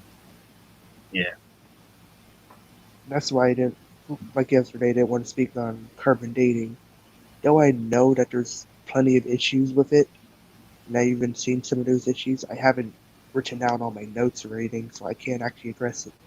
Plus, there's like so many different variations in the kinds of dating methods. it's hard to actually trust. I mean, not trust. You have to be ready for any of them. Well, Because if that's they're not going to bring up carbon dating, they're going to bring up zircon dating. If they're not going to well, bring up zircon dating, they're going to bring up another one. So that's the that's- thing. I mean, they're all based on assumptions. I mean, that's pretty Yeah. clear. That's the thing. They present it like absolute fact that it was absolutely this age and nothing else, and then you come to find out there's all kinds of variables in their calculations and calibrations that they have to do. They have to be based on assuming the ratios from the start. So there's no way around that. So I mean, no matter what kind, if it's potassium, argon, or right. you have And to assume the ratio that was existed in whatever date you claim it's from. right. You And know, the way I look at it is if they're coming up with different dates for sediment layers that were all deposited at the same time, then I know there's problems with their dating method. Oh, the Yeah. worst for them is C14 and diamonds. Yeah, yeah, right. and dinosaur bones. Yeah, but particularly diamonds because you can't contaminate that. Right. Yeah, so it's all contradictory anyway to begin with, you know. Yeah, and then if you ever hear them say that they all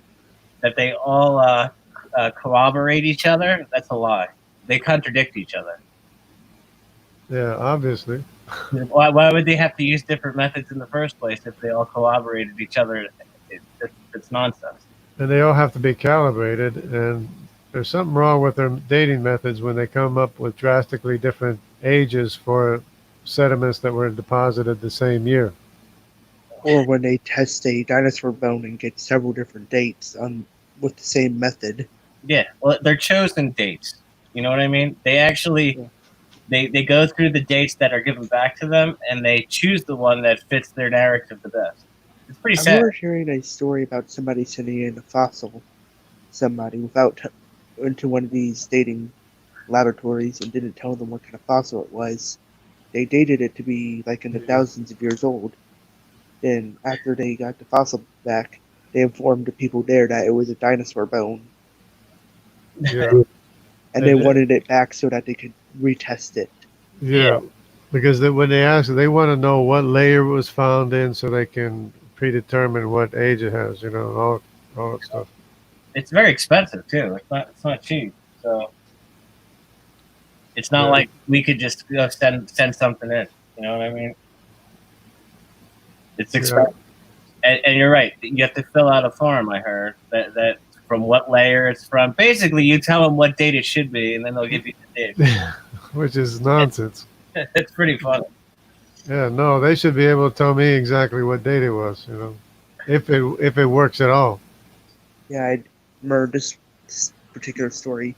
It didn't need to go through the whole process of putting down a ding or anything, and they just had it dated immediately. And then they told them afterwards where it was from and what it was. Yeah. Willie, you were talking about Sardinia. Yeah, Sardinia. What It's a about really interesting the place. Giants? The Giants buried there. Yeah. Yeah, there's a lot Yeah, of cool things in Sardinia. It's fascinating. I love that stuff. I also noticed when looking at designs of Canaanite ruins, they seem to remind me of the megaliths as well as the mounds in North America. In Peru, they have those. They're like towers, and they're found in Sardinia too. Same kind of towers. I forget Like the the name. Naragi Towers. Yes, they're found all the way in Peru too. Same exact towers. Yeah. Yeah, that's pretty cool. Yeah, but even the megaliths period can be found in locations such as the in what's labeled as Oceania. I think even in North America you can find some. Say that word again, Naragi? Is that what it is? Naragi, or the megaliths in Sardinia, yes. It is towers. Yeah, the Naragi Towers, they're called. At least for Sardinia. I just think it's so amazing how they match the ones in Peru, like almost like I mean, that's In like you're saying, across the world, it's like that almost. and all of them that are into Cyclopean masonry, there's actually some in Egypt that you can tell that they took it apart and tried to rebuild it, and they were incapable of rebuilding it. Yeah, they have the keystone cuts in a lot of them too, and you can see that Yeah. the keystones don't match anymore. So you can tell that they were taking stuff apart and reusing it. Oh yeah, and if you go down, I see you're on Google Maps. Zoom in if you can. You're on Sardinia. Yeah. Yeah, but go further down to the near the water and look for an island. What does it say there? Uh, Car Carlo Fonte, Carlo I'm trying to. Forte, It may be Sant that one. Sant Antioco. Maybe San Diego. But one of the islands at the very bottom down here is nicknamed the island of the Cyclopses. Cyclopses. In fact, the megalith style that is used on all these megaliths throughout the world, when it comes to the Greeks, they attributed it to the Cyclops. That's why they nicknamed it Cyclopean masonry. Yeah, those are some of the oldest megaliths in the world, right? Yeah. In Italy. In every culture throughout the world, they never say that these megaliths were built by them. They always say someone else built them. Yeah, They usually attribute it to gods or not Cyclops, giant. gods or giants. Yeah, I talked to this guy. I was working with this guy from Peru for a while, and I asked him about because I mean, Peru is full of megaliths, and I asked him about like he told me that he learned in school what they taught him in school was that giants built them. That's what they taught the kids in school, which I found pretty interesting. So they don't attribute it to their own culture, basically.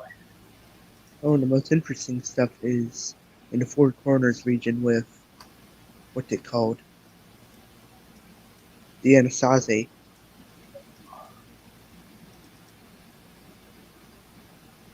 The Anasazi Indians. Anastasia. Yeah. What their the medicine men and all that say actually happened to the Anasazi. What's that? Huh? What is that? What did they say? They basically state that they were performing like ritualistic cannibalism that was taught to them by a serpent-like being, and that they ended up opening up portals, unleashing various monsters, in particular giants. And they were starting to eat them, and they had to flee from where they lived. Interesting. And interesting enough, before this counts, and this is the area of the Four Corners region. Also, that is what's in the Four Corners region. It's a particular ranch known as Skinwalker Ranch. Yeah. There's some portals over there or something. That place is creepy. Yeah. In fact, even when you go to the location of the Anasazi site, you can actually see like artistic depictions that they left behind. Some of them having hands and feet with 6 toes or 6 fingers. Yeah. Giant creatures. And then even when you go to I forgot what they're called, kivas maybe, you can find evidence of ritualistic cannibalism. Didn't Goliath have 6 fingers and 6 toes? Yeah. But yeah, in the kivas in where the Anasazi, where you can find human bones that were chewed on. I mean, that's a heck of a coincidence. Goliath had 6 fingers and 6 toes, and so did all these other giants, right? That's a common trait among all the legends. 6 fingers, 6 toes, blonde hair, blue eyes, red hair, blue eyes. Yeah, I heard a lot of red hair. Yeah. A lot of red-haired giants in America, at least. Well, not just America, even with Sardinia, and I even think in the Middle East in reports of what happened. I think the blonde-haired ones are more in Europe.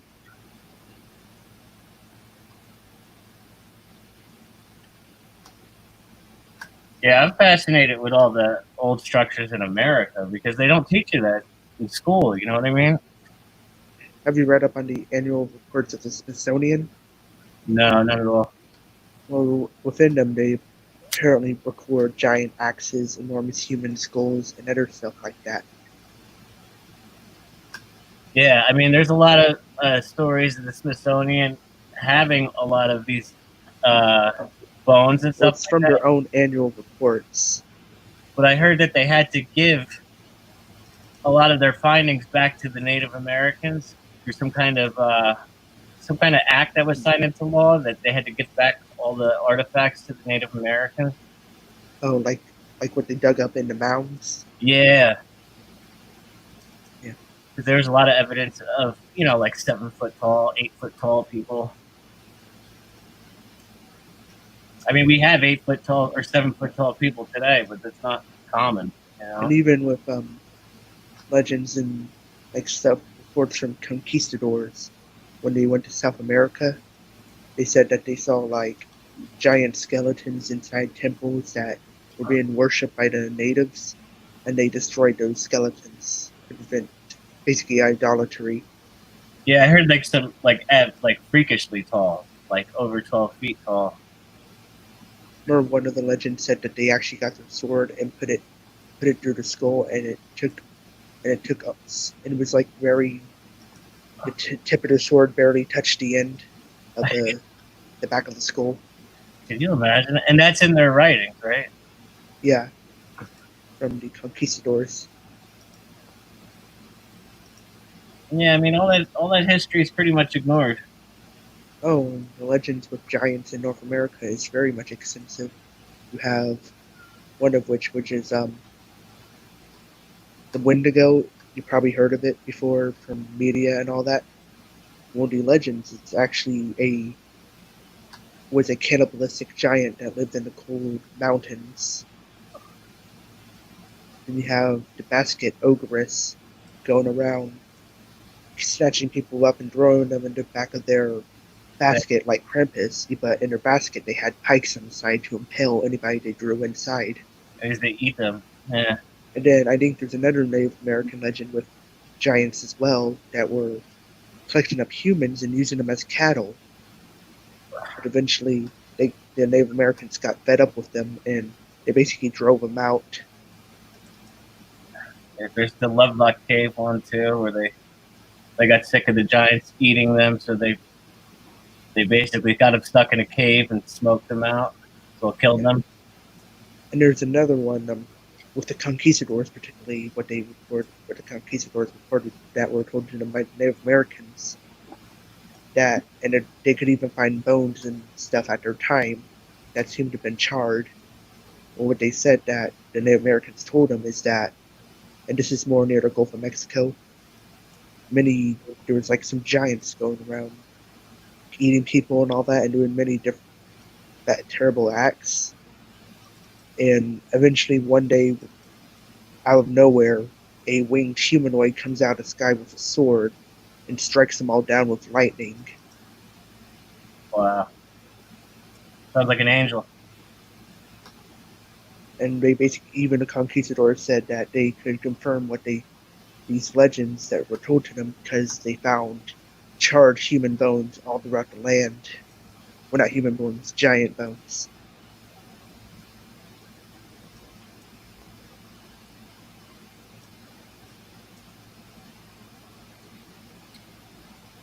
I mean, school would be a lot more interesting if they taught history like that. You'd have every kid at the edge of their seat. And even with not Sardinia, Scandinavia, with their legends of the Jotunar, or like if you ever seen a movie with Thor, the ice giants is what they call them. Basically, are Jotunar the trolls. They, in Norse mythology, they come from a place called Niflheim, and they're basically like a troll giant eating flesh. And even with the legends of giants, though we had typical ones in Europe having them a bit stupid, when it came to the giants throughout the world, they were considered rather intelligent. Well, the constructions they were building, they weren't that dark. That's for sure. Yeah, but even in the like actual legends, aside from like some European ones which have to do with usually English writings and all that, usually have them dim-witted, but all the other ones have them as intelligent, but at the same time rather aggressive and animalistic as well. Yeah, it seems like cannibalism is a common theme. Oh, it's always a common theme with them. So Even if you go to Japan, they have the legend of the Oni, which ate children. did I convince you guys yet that the continents broke apart 100 years after the global flood? I don't know. I'm on the fence about that. I don't know. I like that scar that you're showing across the world, though. Yeah, this is the Mid-Atlantic Ridge here, Oh where, yeah, where that ridge. where it broke apart. I mean, it's like a clear rip right across right Yeah, across the world. and you can see Brazil right here. You can see Brazil, the line of Brazil right there.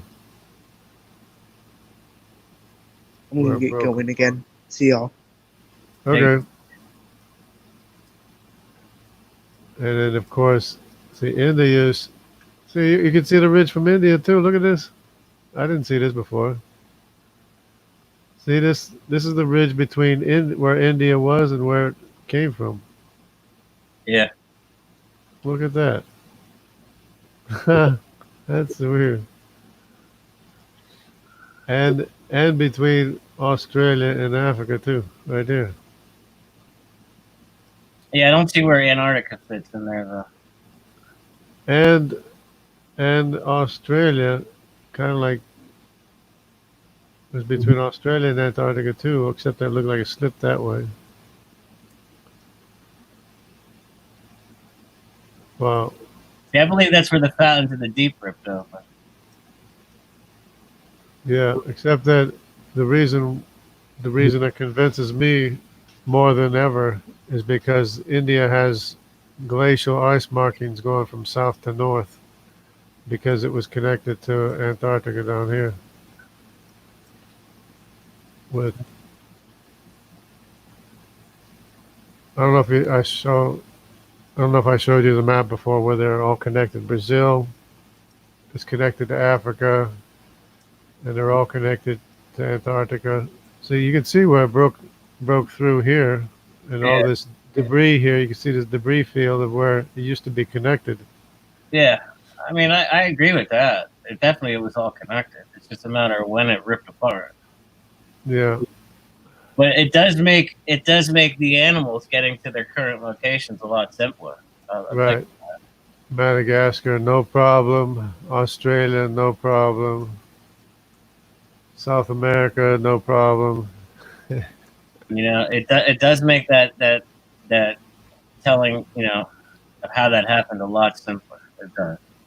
Yeah, because you've seen the maps that I showed that have them all connected, right, to Antarctica. No, but I've seen Pangea before. Yeah, well, let me show this one map here.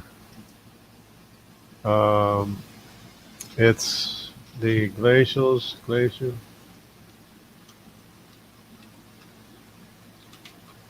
I just couldn't imagine that. See, the only other story I heard was that during the Ice Age, the sea levels went down so much that everything was connected too. There's the map here. It's pretty convincing. You can see it, right? Yeah. There's South America, Antarctica, Oh, and India. that's pretty neat. See the glacial markings? Yeah. South to north, south to north. Yeah, that's pretty interesting. Yeah, that pretty much sealed the deal right there because this ice fell on top of the sediment layers deposited by the global flood. So there's no getting around it. It also makes a lot more sense out of why there's they find dinosaurs in Antarctica and stuff like that too. Oh yeah, yeah. There's another one. As a matter of fact, there's another map. of instead of glaciers, it would be. Let me see. Uh, Fossils.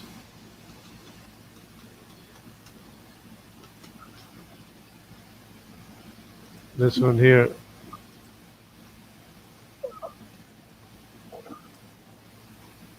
See, and the same thing with the sediment layers too. They have sediment layers that connect that match up too, Oh, which was they find their counterparts across these continents. Is that what you're saying?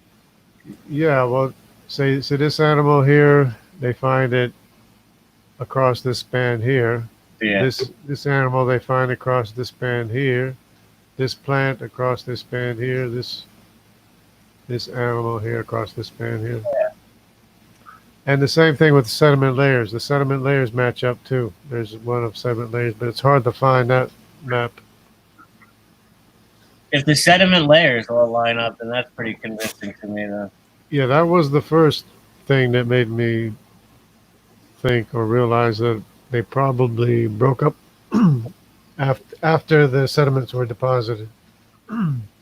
but but the fact that you have animals separated, the fact that you have fossils separated, the fact that India has glacial markings going south to north, to me that's just See, the fossils aren't that. I'm on the fence about that unless these animals were still living today. You know what I mean?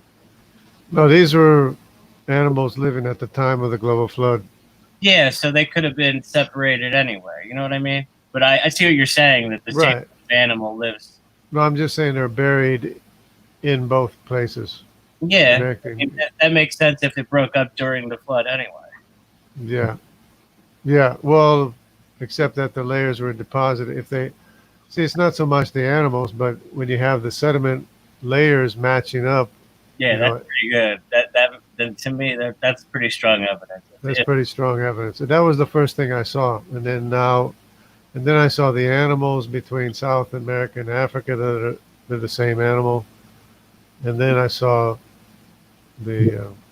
besides the fact that the Bible says they broke apart, that the earth broke apart in the days of Peleg. And then I saw that the lifespan was cut in half a second time in the days of Peleg, and that makes sense to me that they would have separated into family groups and began speaking their own language.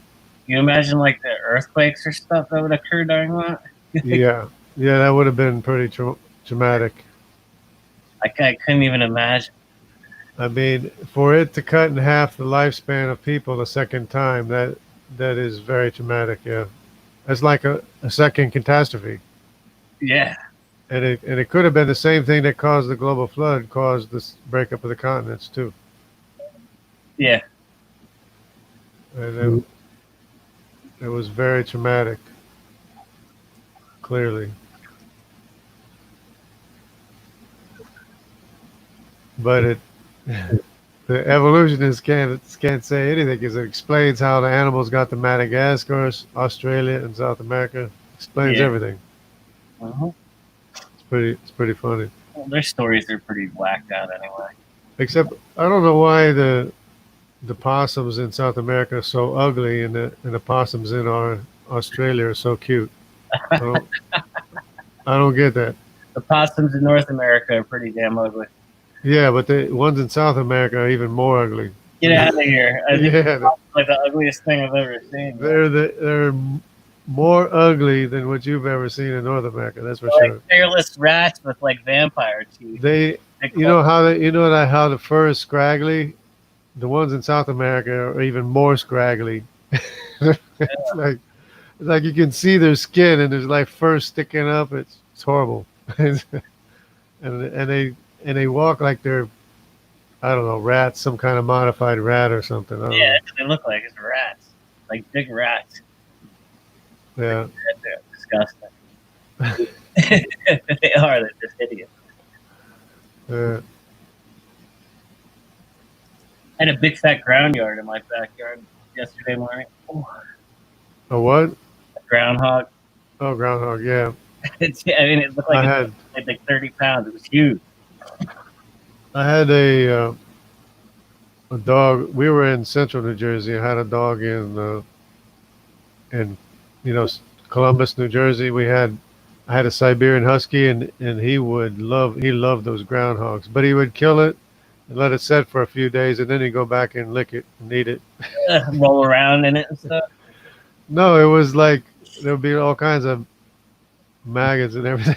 Yeah, gross. It's crazy. Dogs are pretty gross. Yeah, but Yeah, my dog got a possum in the backyard the one day too. and he actually caught a deer one time. Really? Yeah, That's pretty Yeah. impressive. because I would hear him barking out in the woods, and I would call him, and he would come. But Mhm. this time he didn't come, so I went looking for him, see what was going on, and he had a deer. Wow, that's pretty impressive. Yeah, the deer had a broken leg. It must have broken his leg. So Or your dog broke its leg, one or the other. yeah, yeah, One time I was walking through the woods in Pennsylvania, and I had my head down, and I picked up my head, and a coyote was staring me down. It was like 5 feet in front of me. yeah. Scared the crap out of me. 5 feet. 5 feet. It was standing right in front of me, like I would have walked into it if I kept my head down. Yeah. They're not that big, though. You know what I mean? No, they're little. And I'm surprised he didn't run. It was just staring at me. I was like, what the hell? It scared me. Yeah. And then I heard my uncle. I heard them crashing through the woods down, like maybe like 100 yards or so. And I called. I looked down, and I called them, and I looked back, and that thing was gone.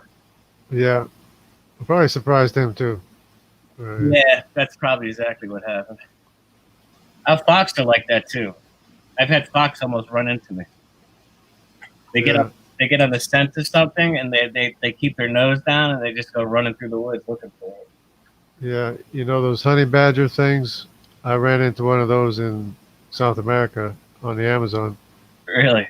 and it wasn't a paying attention to anything. It was just like going through. Like a honey badger does. It doesn't care about anything, just Yeah. going through. And then it seemed like he picked up my scent, and then he just took off. Yeah. I walked up on a raccoon too. Big fat raccoon. It was so slow, and it was just staring at me. It stood up on its legs, and it was looking at me. I took a video of it. Yeah. I haven't seen too much. Most of what I've seen at night in Missouri is just I've seen armadillos. I've seen a skunk in the daytime, but what else is it? Maybe possum. I guess possum. And Like a- in the daytime, you seen it? no, at night. At night is armadillos and possums and stuff. I've seen lots of things, man. Porcupine, owls, Oh, and a gray fox. I think I saw a gray fox one time lots of fox. There's a lot of fox. at night. I like walking around at night to see what I can see. Yeah. Watch you don't walk up on a big bear or something. On a bear, yeah. There is a bear around there somewhere. And I have him on video crunching something, and I can see his eyes, but I can't see his form, Yeah.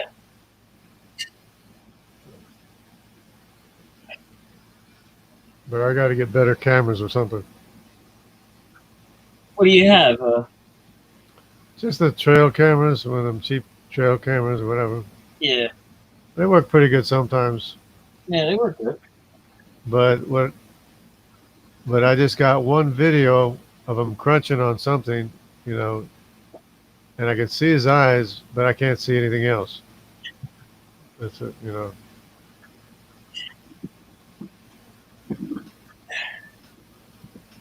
So what was Snake going on about? Yeah, we were talking about biogenesis and stuff, and he didn't want to talk about that. And then he went down a rabbit hole saying something about, I don't know.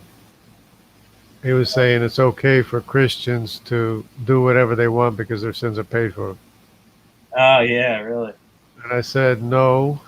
As a matter of fact, Christians have to do what's right because they have a conscience, they have the Holy Spirit, convicting them. And he says, God doesn't talk to me.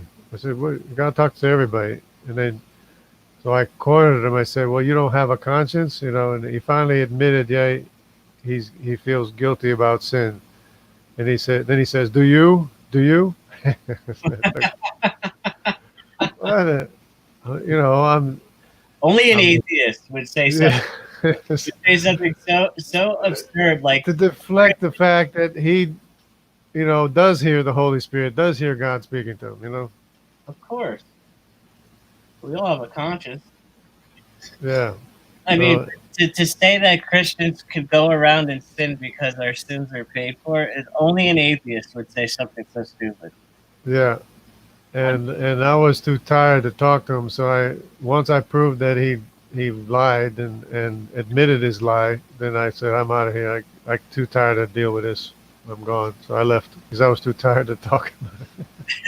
Yeah, I'm surprised you got. I mean, I fell asleep. But I woke up at like 4 a.m. and you guys were still talking or something. I was like, man. Yeah. I could have stayed talking, but it was just don't. If I'm tired, I don't feel like talking. I don't like thinking. Yeah. It's too much effort. I mean, but who in their right mind would think like that? That you could turn Christianity into something so absurd as to we could go around and sin on purpose. Yeah, and you can see him jump from one thing to another, trying to deflect everything he says, and then you expose him, and then he's trying to deflect again to something else. He says, "Well, don't you? Do you sin? Do you sin?" Are you convicted of sin? Then what about you? What about you? Yeah, he's like a child. Just deflected from the fact that he just admitted that the Holy Spirit convicts him of sin. He's a total child. I tried talking to him many times, and it gets pretty pointless pretty quick. Yeah, and I couldn't deal with it. I was too tired. Yeah, I mean, they just him and his buddy Emo, they just they don't want it. They don't want the truth at all. Yeah, you just corner them and they try to wiggle out like a snake. I mean, I had the one guy they were denying stasis. They were denying that stasis is a thing. Yeah, I was like, what? I was like, how can I talk to you seriously if you can't admit like facts? yeah, I mean, and it's not like these are my facts. It's not like I went out and discovered the fossils and then discovered their living counterparts. Okay, these are your facts from your books. Okay, stasis is real. right. And then half the time we know more about what they're supposed to believe than they do, or what they're willing to admit. Yeah, it's like how pathetic is that you got to lie to keep your story going. And we got to tell them what they believe, and then they say, "Well, how do you know what I believe?" So we can tell them what you're supposed to believe. How can you tell me what I believe? You can't know what I believe. It's fine. I can tell you what you're supposed to believe. The natural is, line of thinking. Yeah, I watched the. Yeah, they love denying naturalism too, even though that's what they are. A bunch of naturalists. Yeah, they're not even atheists; they're naturalists. I was watching that thing you posted with cosmic or genetically modified skeptic. Is that it? Yeah, yeah, One of those guys. Yeah, that was a bunch of nonsense. yeah, yeah. He makes a whole entire video to say nothing at all. Yeah, you're right. He didn't say anything. He was just like, "Oh, Frank doesn't know what he's talking about." that's Yeah, like what kind of nonsense is this? So I have to make a video about it. And I don't care what he says. Those theories they do stem from trying to avoid God. They really do. Yeah, it's just they deny everything. They try to deny everything you say Mm-hmm. just for the sake of denying it. Yep. With his little arrogant, smug smile on his face. I felt like smacking it right off his face. Yeah, I posted last night that Skylar Fiction is arrogant. He's so arrogant. Hey, It, dude, it's so old. he thinks he's better than God. How arrogant can you get? Yeah. I mean, they're all about baby drowning, baby, Babies, oh, babies, the babies. a bunch of babies, and then this one atheist says, "Oh no, you're resorting to name calling because I called him a baby." You know, the whole time they couldn't justify why it's wrong to drown babies. They couldn't do it, which is it's pretty sad. Yeah, You know, you're yes. gonna tell us how bad it is, and how of course we know that if we drown babies, it's wrong. Of course we know. Yeah. And then it turns out that the parents are responsible because they didn't believe that there was going to be a flood. Of course. But, So I mean, the fault is on the parents anyway. You know, it's not. but yeah, but God gives us life anyway, so Yeah, right, He can right, take whatever He wants. exactly. You know, they have no justification for anything they say. You know, they just pull out their emotional garbage. He thinks that's such a good point that he always brings it up. I want to see if he brings it up in the future. That's all he said. Now, Yeah, you see, he added on handicapped people now too. yeah. Oh yeah, as if there was handicapped. Now there's a bunch of like mentally retarded people. Yeah. And all babies there. As if That's it. as if that they would have been allowed to live anyway. You know? Yeah, seriously. You know, and it's funny because when you bring up something that's from the text, you'd be like, "Oh no, that's not written in the text exactly." But did you read anything about babies in that text? I didn't. Did you read anything about mentally handicapped people in that text? Because I didn't. Yeah, that's. I mean, I That's- believe that there was babies. There was babies then, but I'm saying the text doesn't say that. Yeah, because the reason why he says that because they wouldn't be able to know any better to make a decision, right? Yeah. You know, just throw that in there, slip that in there, you know, Mm-hmm. see if it flies. Yeah. I mean, I just think it's pathetic though that they can't justify, like when you pin them on what they're, you know, like why is anything wrong in the first place? They have no answer. They couldn't tell you why anything is wrong. Yeah, You know, it just is. It just is. Or they say, well, I have to tell you why it's wrong to drown babies. and then he says it's an absolute morality, and they don't even have any absolute morality. Skylar says it's subjective. So nothing's absolute. It's all subjective in his opinion. Crazy. Yeah. Yeah. It's frustrating. I couldn't sit there and argue that with him because I would probably lose it. Yeah, and Smokey was very annoyed by it too. You know. It is. It's frustrating because they don't. You heard him. He didn't even say any of it was. They said they weren't even arguing facts. They didn't even say it was true. Yeah, I knew it'd be like that. I mean, I've talked to him before. Skylar Fiction. He doesn't want to talk to me again, apparently, but He doesn't like it. but I know. I mean, I go to his place. He'll talk to me. I think his wife is Brazilian. He speaks a little bit of Portuguese, but to have a serious conversation, I don't think so. Yeah. Well, it's hard to get any of them to talk seriously about anything. Yeah. I mean, look at. Yeah, none of them are serious. It's annoying. I think Willie's backstage, maybe. I don't see anybody. Okay, maybe that's old. What time is it? Yeah, that was he. That was like an hour ago. Yeah. Okay. Okay. I don't think anybody's here. All right. Well, I guess that's good enough for one day, I guess. Yeah. Maybe. I'll talk to you later. Okay. All right. All right, let's see. God bless you. God bless. So, just a quick review here. If I can stream again, if I know how to stream.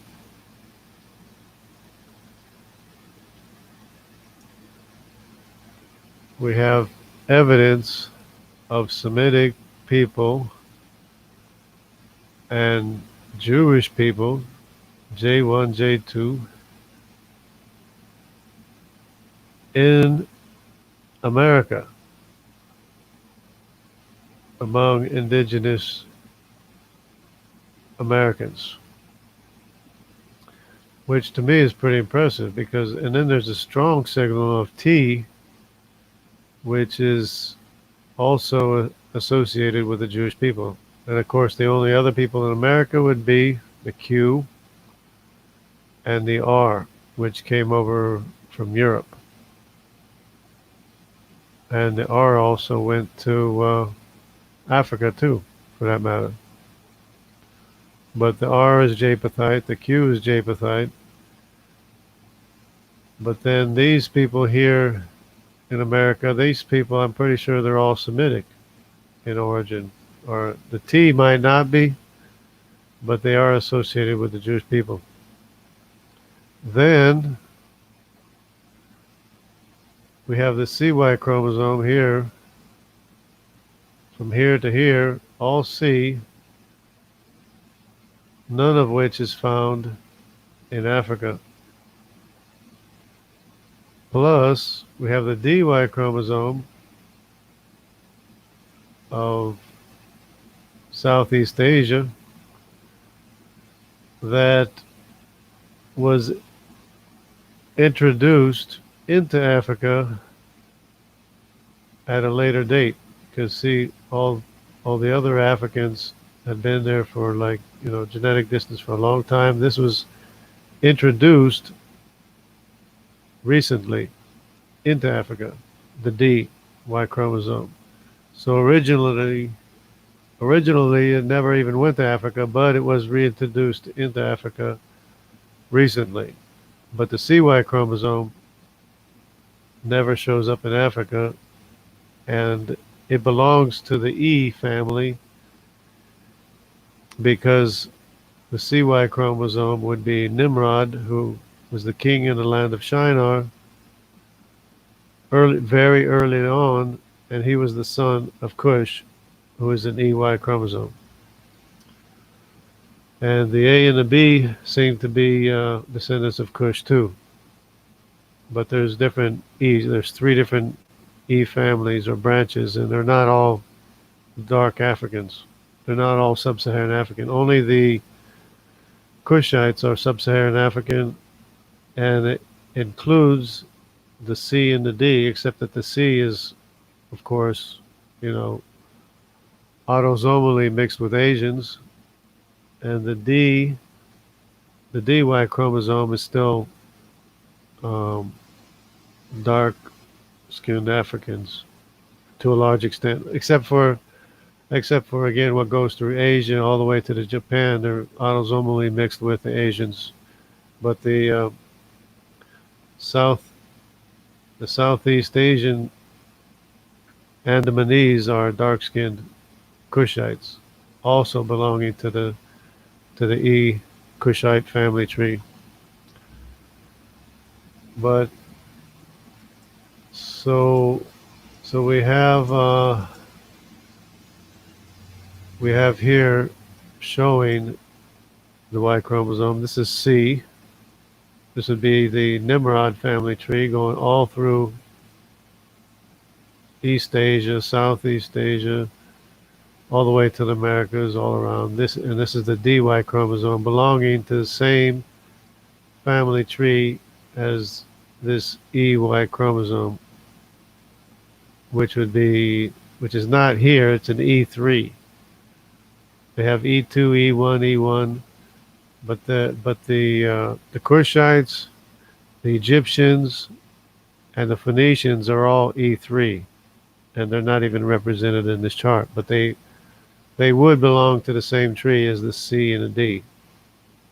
And these E2, E1s would be, and the A and the B for that matter, would be belong to this the Cushite family tree. But it's interesting how they do that because the Egyptian family tree would be another tree by itself, and the Phoenician family tree would be a tree by itself, but they don't even show that here. It's not even represented here. And we have the G, which is in America, the J, which is in America, the I, which is in America, and the T. So I'm thinking that this T and the S and the K and the L and the M could belong to this Semitic family tree, but I'm not sure because there's a genetic distance here between the O and M and the Q and the R. There's a genetic distance here separating the family trees, just like there is here separating the Cushite family tree and the Egyptian family tree that's not here and the Phoenician family tree that's not represented here.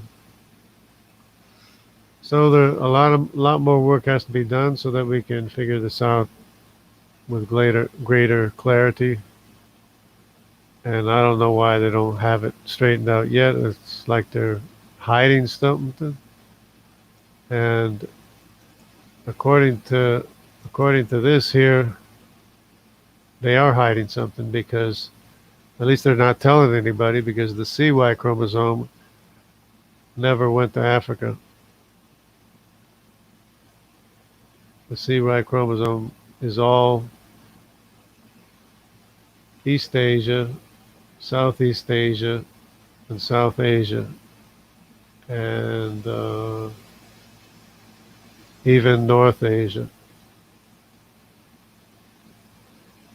and of course Oceania, because they're all through Micronesia, Melanesia, and Polynesia. There's a C2Y chromosome, as well as Australia, which are all descendants of Nimrod, who was a mighty hunter early on in human history. He was the great grandson of Noah, actually. So Nimrod was a great grandson of Noah. He was a king in the land of Shinar early on, and he belongs to the Cushite family tree because his father is Cush, Cush's father is Ham, Ham's father is Noah. So that's how you have the connection right there. So it's very clear to me anyway. Oh wait, Willie's still here. Yeah, I came back. I didn't see you. So did you see the connection there? Yeah. I was gonna ask what do we call it? Plus we have the Americans too. We have Jews in America too. Oh, we already talked about that. Kush. Kush, yeah. Do you know exactly what it? I'm just curious. Do you know about exactly how he was born? Who's his parents? Both parents. Cush's parents would be Ham and whoever Ham's wife was, which could have been Egyptus. Okay, well, some people have actually gone into the text on the whole uncovering Noah's nakedness, right? Yeah, that would be Canaan, right? Or Canaan was cursed, yeah, but that's, Ham did that, Ham. Okay, Ham. So, uncovering the nakedness and all that. People have gone in and actually looked at ancient Middle Eastern writings and all that, and found out that basically means he slept with his mother. Okay. In order to usurp his father. Okay. So that you think that resulted in having children? Yeah, so many people believe that that's why, you know, his offspring Was is, Cush. So you yeah, think Cush was offspring of that? yeah, something very wrong. Yeah. Well, I haven't heard that before, and that would be interesting to learn about. Yeah, But I remember watching a video and the person was going into like but the whole use of that language in that time era. but you do realize that it was Canaan that was cursed, right? Oh yeah. Well, I ain't basically saying Kush. I mean, I don't remember who exactly it was, but I know about the whole sin and all that. And we gotta be careful talking about the Kush and Kushites because they're the sub-Saharan Africans, the black Africans. Yeah. We don't want Oh to yeah. talk bad about Africans, you Yeah, it know. was something I remember. Also, Nimrod? When you say Nimrod, are you also referring to Semiramis, or are you not referring to Semiramis in this thing at all? There there are multiple Nimrods. You would have to see which Nimrod it was. I'm talking about the very first Nimrod, Okay, which I was which curious what you were which is believing. usually not the one they talk about in history. The historical Nimrods are later Nimrods. But the first Nimrod was Cush's son, which was Okay. Noah's grandson. He was the one that was a great hunter. He was a great Yeah. hunter, Oh and yeah. he Yes, I remember. Yeah, it was Canaan. yeah. Well, but his father's Cush. Nimrod's father's Cush, Yeah. I and meant about the whole Hamding, I believe. but as far as the Canaanites, I do believe, according to this, that see this. Oh, wait, I got a screen share. According to this, you see this E1B is Hmm. 12%. This is this could be Canaan right here, Canaanite Y chromosome, because it's different than all the other E chromosomes. If you know what I'm saying.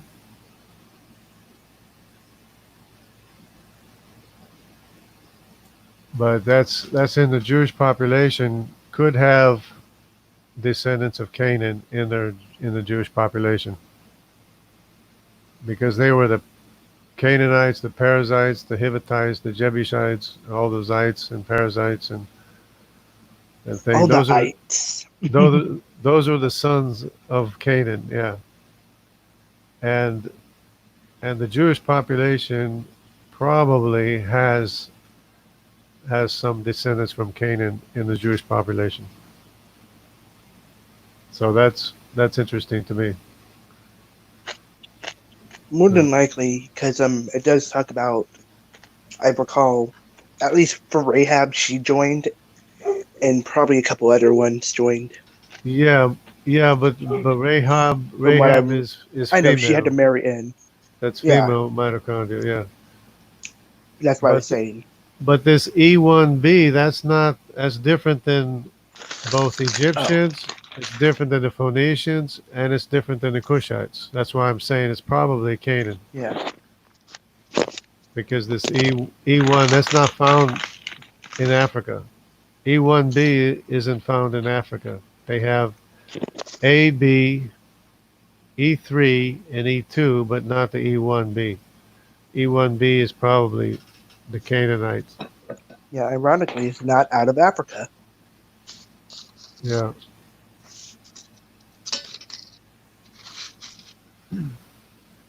Yeah, and it's not out of Africa too. That's another one. That's true. It's another one that's not out of Africa. Yeah, and They then you have what do we call it with their how they also label humans as primates, particularly apes. Though superficially people would view us as apes, if you actually go into the science and actually the structures of the anatomy and everything, we are very much different from apes. Oh yeah, everything is different. The whole anatomy is different, and the whole body structure, everything. Everything about us is different. The Y chromosome is different. Probably the mtDNA is very different. When I only that, just we have knee locking capabilities, while they have wrist locking capabilities. We have Yeah, whites in our eyes, they have blacks in their eyes. yeah, We are we get almost we usually don't have hair all over our body until a certain age. They have hair all over their bodies at birth. yeah, They have longer arms and shorter legs. yeah, Oh yeah, and I don't. And if I'm correct, we have like a certain thing about our nose brow ridge. They don't yeah. have, Right, which allows us to wear glasses. right. Also, the position of the Krogan Magnum. Um, what's that? No, no, not Krogan. Foreman Magnum. You mean Where the where? spine enters in the Yeah, skull. yeah, where the Yeah, spine it's enters the also skull. different. Yeah, and the shoulders are different, the knees are different, everything's different. You know. Yeah. So it's really disingenuous to classify us as apes. The hips are different. Yeah, that's In fact, even I and remember with Lucy, they purposely had to mess around with the hip to make it look more and human-like. yeah, They even admitted that they messed with it. if they're looking at the fossil, it's either an ape or a human. Yeah. That's all there is to it. There's no in between. And the same thing with apes. If you're looking at the skeletons, it's either an ape or a monkey. There's no in Yeah. between. And even with studies on Neanderthals, it seems to be that Neanderthals are more than likely very much human-like Yeah, and hardly anything Neanderthals. like ape. Yeah, In fact, they I was are. even doing some research into things called OOP parts in a book I have, recording various different kinds of historical artifacts that usually aren't taught in the school system. And And many one of of them them, brought up a amputated Neanderthal bone that was found in Iraq. yeah, and many of them are superior to modern humans anyway. I mean, given the fact that so many people are dumb, definitely. Yeah, yeah, they're superior in many ways, in brain size, in strength, in athletic ability, everything. You know. Yeah, we've been done. What do we call it? And they weren't dumb. They knew how to make art. They were capable of fishing. They buried their dead. Yeah, they were human. They were humans. They probably lived more than we did too. Oh Besides, yeah, what they say about the brow ridge. yeah, And then, and and for a I'm fact, we still have Neanderthal DNA within our genome with some people. I'm thinking that they probably or could have been from before the flood, and they were reburied, you know, by people after the flood. I actually think that they were a group of people that was like, well, not a group of people, just some people with specific kind of genetic information that were Yeah, buried by local floods due to whole KT boundary and all that. yeah, yeah. That's a possibility. I mean, they're found in caves and stuff, So Yeah. Plus, actually, caves are actually another one that they don't talk about. Is that due to the conditions, are it's easy to preserve stuff in a cave. yeah, Oh, especially with toads and bats. and who knows?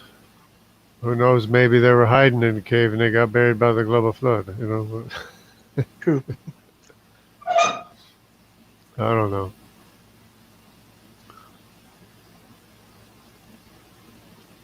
But the point is that their Y chromosome is extinct. Nobody living today has a Neanderthal Y chromosome. Indeed. So that's why I'm wondering about it. And they did find out that Africans do have Neanderthal Yeah. DNA in them. But also the whole fact that you also find evidence of Neanderthals in many different locations too. Yeah. Well, they say they're not found in Africa, but I'm not so sure about that. But anyway, Also Right. ironic, the person who found Neanderthal was Josephine Neander. Neander Valley. Yeah. And what kind of person was Neander? A Christian. Yeah. Yeah, and since then they found them all through Spain, through Europe, and everything. I mean, not all, but they have found additional finds. And like I said, I also said Iraq, obviously, with the amputated bone. But I believe when looking on the fishing stuff, I believe even in China. Yeah. Well, I even heard that they had a modern human and Neanderthal buried together in the same grave in Israel or Middle East somewhere. I think in Israel. Uh-oh, that's a problem. Yeah. So that's what I don't know. Maybe they did survive the global flood. I don't know. Or or maybe they are just people like that lived longer after the global flood. I mean, they could be the sons of Shem, Ham, and Japheth because they lived 500 years. The descendants of Shem. I mean, the Also, from son. what people have studied, there would have been more of a genetic diversity at the beginning of after the flood, when the post flood world began. Yeah. However, a lot of genetic information would have been lost since then. Well, because the lifespan was cut in half by the global flood, and it was cut in half again 100 years after the global flood in the days of Peleg. So, yeah, they could have been Genetic degradation. yeah, they could have been people that were living longer after the global flood and until before the lifespan was cut short. Which would be really interesting to find out I who also they love were. how atheists, in a way to disprove this, point to people specifically in Europe in the Middle Ages at a specific point in time having short lifespans. Yeah, And the thing is, if you actually know what was going on at that time, those right. people, what was happening is that they were being stupid and y- not going to the bathhouses to Right, actually bathe and trying to bathe at home instead right, because they didn't want to get sick from the plague, which actually resulted in an increase in disease at that time. And many of them ended up killing right. themselves by accident inside of pits and everything. Yeah, there was many in the medieval times. They were living very poor lives. Yeah, Well, actually, yeah, they had pretty good lives. It's just around the time that the whole plagues and stuff happened, what we call the Black Plague, people stopped going out and they started trying to bathe at home instead. yeah, And that's what resulted in an increase of death. yeah. And And since they were then also doing stuff like bathing at home, it was also resulted in their water supplies being contaminated because before that, they were actually going to bathhouses, which were already built by the Romans prior to, the whole fall of the Roman Empire. yeah, And also, bathhouses were shut down a couple times because people were getting what do we call it? Too close to each other. yeah, yep.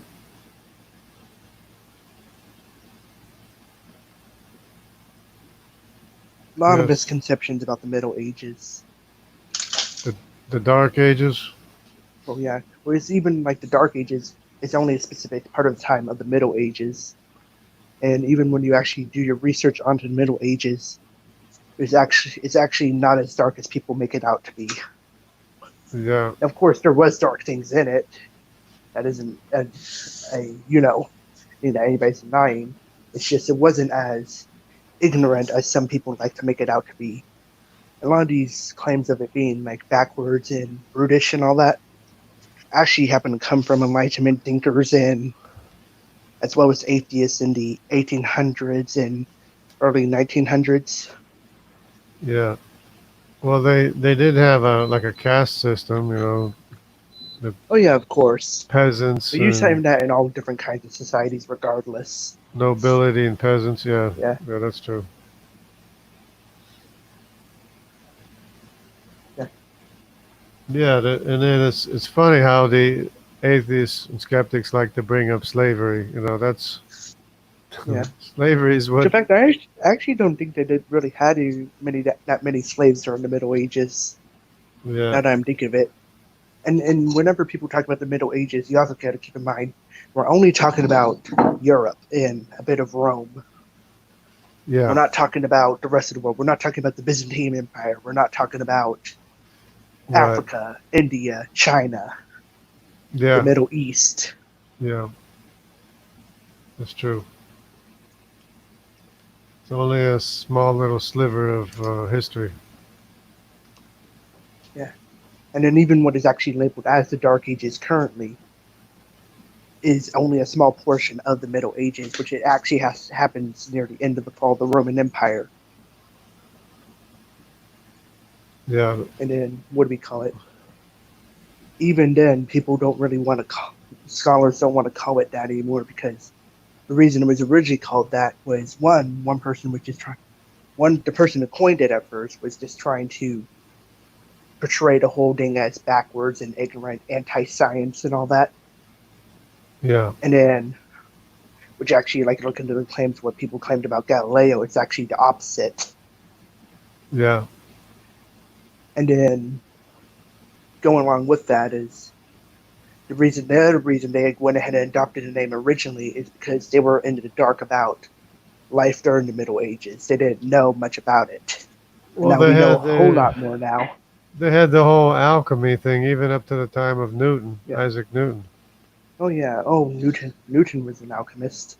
Yeah, so they didn't really understand atoms and or chemistry very well. You know. Well, even then, what do we call it? When it came to things like the occult and all that, there's actually people like Galileo stating that yes, there is indeed people trying to practice the occult, and he didn't like it. Yeah. So they were trying Even to with make. things like people having superstitious beliefs, usually actually among the peasants, is what the best way to put it. The So they Catholic were. Church, though they were trying to teach people, hey, this is a bit backwards way of thinking. They So weren't they. trying to force anybody to stop believing in anything. So they were trying to make potions and stuff, magic potions. Some people in the Okay. church, Yeah. indeed, some. I think Tycho Brahe was one. Yeah.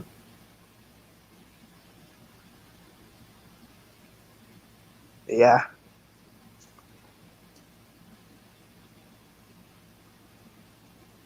and of Yeah, course but no. you also got to cut some of these people slack. I mean, it's certain eras at certain times when they know some stuff and don't know some stuff. Yeah. And they were really like had a lot of advancements with universities, biologists, astronomy, and all that. Yeah. Well, the whole thing with the magnetism, electromagnetism, and everything Yeah, that got everything going pretty much. yeah. Because electromagnetism is mathematical. It's all math. Oh You know. yeah, and yeah, you can't forget they also had mathematics. Indeed, yeah. In fact, Uh, you got to keep in mind how hard was it for them to build these cathedrals yeah, that's some of them are amazing. Yeah. and keep them up to date. Make sure that they don't get all worn down. Yeah. And then, of course, with mathematics, you have the fact that they knew the Earth and were actually knew it was round and predicting the circumference and all that. Yeah. Yeah.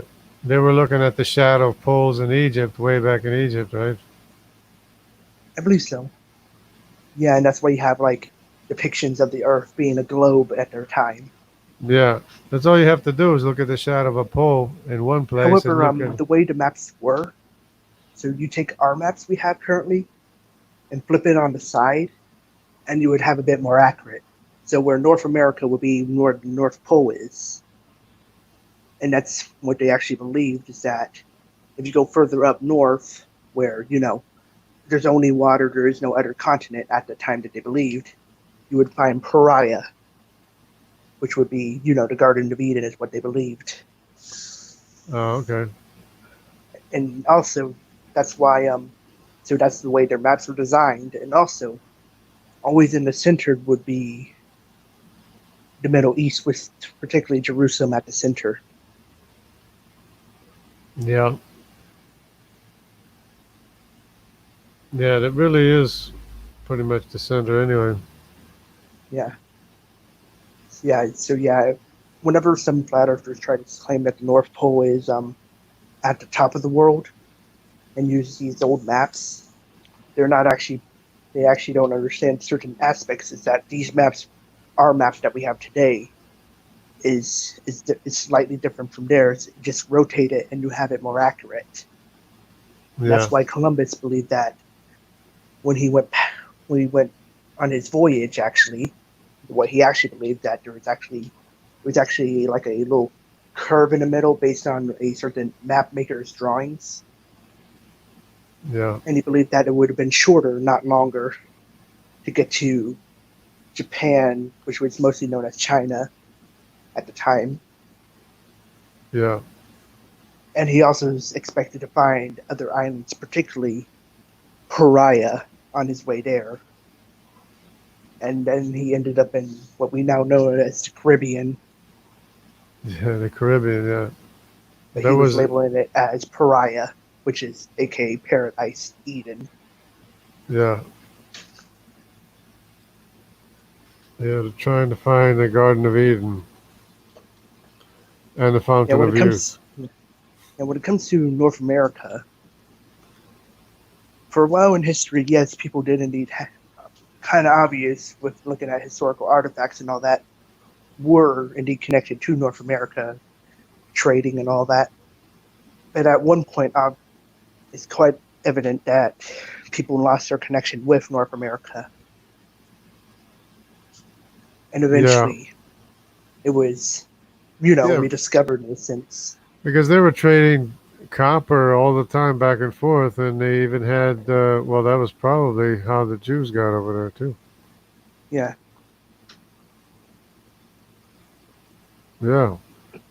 As a matter of, as a matter of fact, Joseph of Arimathea had a tin trade in England, yeah, and maybe he was involved in that too, in the trade going of copper going all the way to America. yeah. Yeah. It's interesting how so much they don't teach in history. And there is an RY chromosome in America from Europe too. It's a pretty big significant mark of RY chromosome or detection or whatever. So and it's all through that area too. The RY chromosome is all through that area where they had the copper mines and stuff. So probably more likely a trade center there, Yeah. So we have the since it's we in have that location, and probably a trade center was there at one point. we have evidence of Europeans in America. We have evidence of Jews in America, and it's just a lost history. Secret history. Yeah, and maybe that accounts for the large-nosed American Indians too. Oh Come to yeah, think it, come to think of it, what do we call it? but The this is person, stuff. remember how I told you about the whole thing about Egyptian artifacts and all that? The Egyptian artifacts, or Yeah, Grand Canyon. Well, on regards to that, the Smithsonian head of the Smithsonian at the time was actually did not believe that Native Americans could have any access to the outside world whatsoever, mostly based on evolution, and that we should not expect to find anything like that. And artifacts like these were making them mad. yeah, right. Yeah, it just kind of upsets the historical narrative somehow.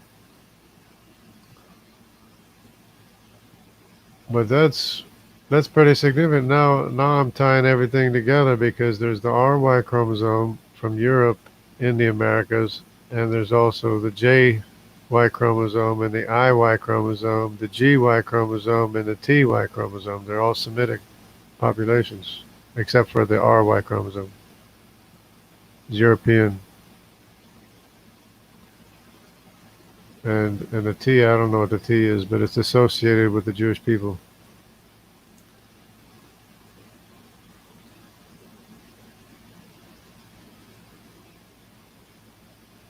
Yeah, Which and is, they just teach the out of Africa theory instead. and there's a big, yeah, but this is later on. This is like at the time of Christ or after the time of Christ when this was going on, I think, or before the time of Christ even, because Joseph of Arimathea was a rich man because of the tin trade he had with England. So this would be actually before the time of Christ and after to some extent.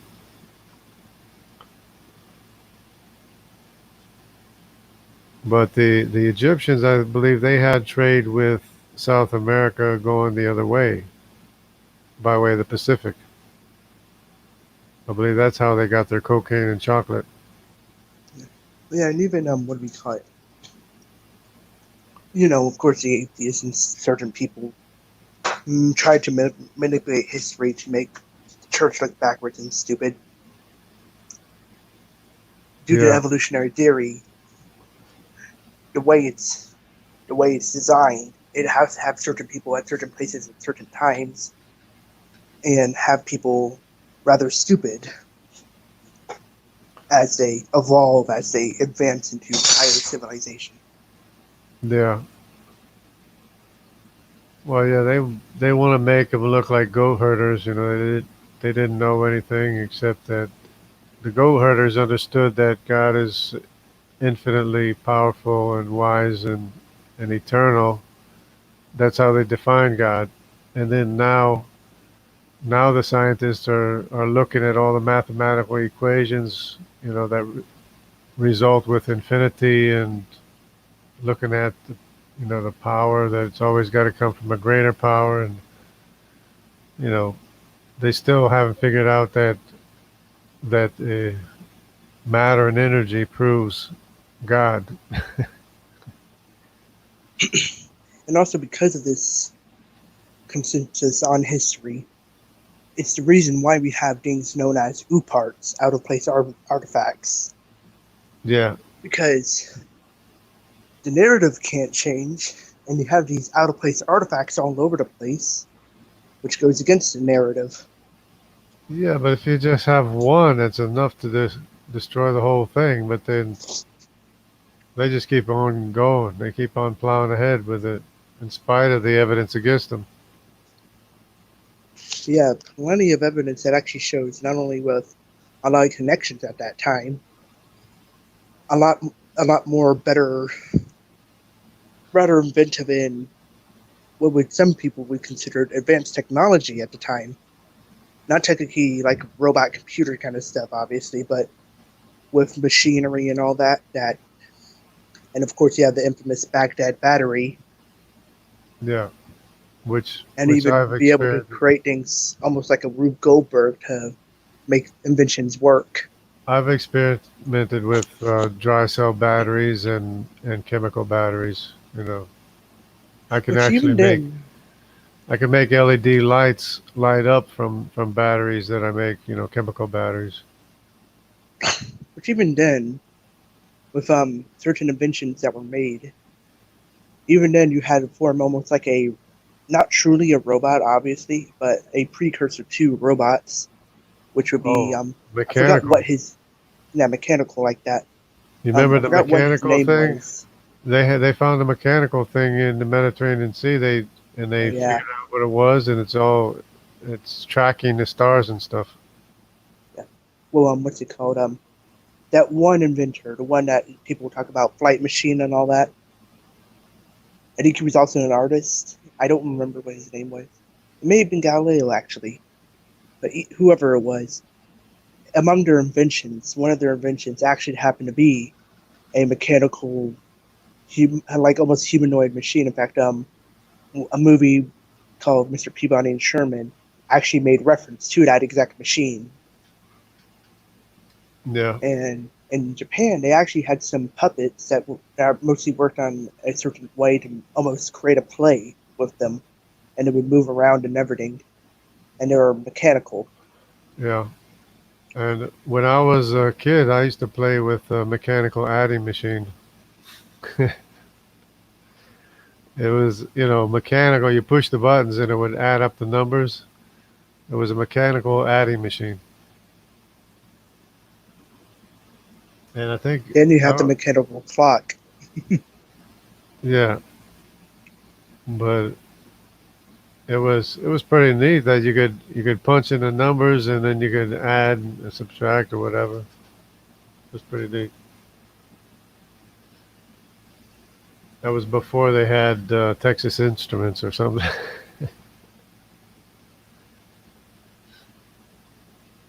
And even a thing that I remember hearing in history, they just didn't talk about it much.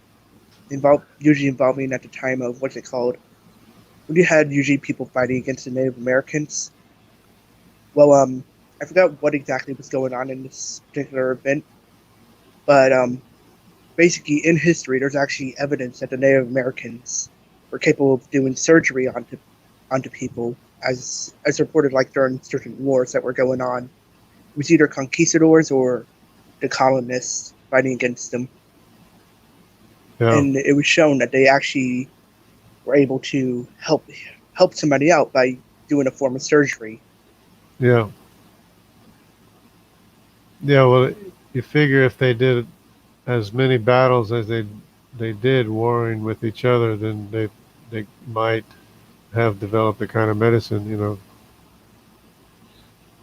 Hmm, what do we call it?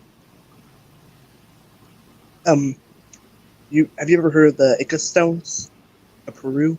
Yeah, But yeah, one of the things that's also interesting is that even the conquistadors report these black stones with strange animals, oftentimes reptilian-like. yeah. Well, see, what happens is that somebody goes and makes a fake one, and then they go and say, "Look, see, it's a fake one. They're all fake."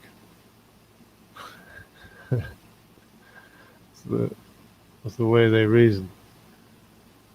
But yeah, but even that fake one that people talk about, it was kind of obvious that it was a fake, Yeah, and and it this, was very much th- different from the other ones. but they do that with everything. They find human footprints with dinosaurs, and then they make a fake footprint with a dinosaur, and they say, "See, it's fake. They're all fake." Oh yeah, but the Delk track is a really bad one for them, as well as Yeah, all the other ones that they found and did CAT scans on. yeah, but then they find the Laetoli footprints too, Yeah, and they don't have oh yeah, the anything to make Laetoli. Laetoli footprints, and so they try to make up an animal and say that the animal did it and call it Lucy. Well, yeah, and I've seen atheists on the spot as soon as were already at one point saying that the fossils were fake and carved. Once they're presented with the Delk track, they immediately turn to saying it's one of our ancient ape hominid ancestors. Yeah, and then some of them will go So as it's far like as literally on the spot, they just push back their theory even further. yeah, and I've even heard that they actually make a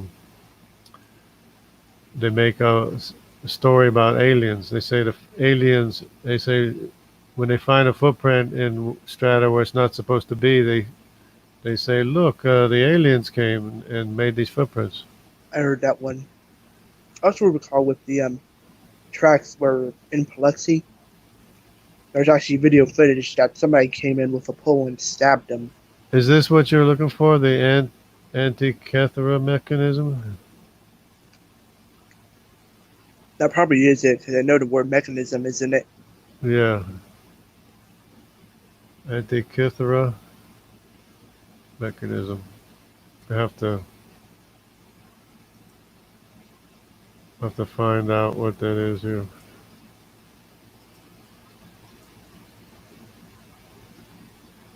What was my Google Translate here? Oh, it's not Google.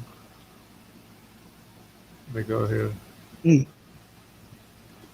I gotta look at the article because I remember screenshotting it because it was missing off certain things, but similar to the ostrich thing, they actually Yeah. found Yeah, that's it. bear footprints in the Carboniferous. That's what I was talking about, the Antikythera mechanism. Yeah.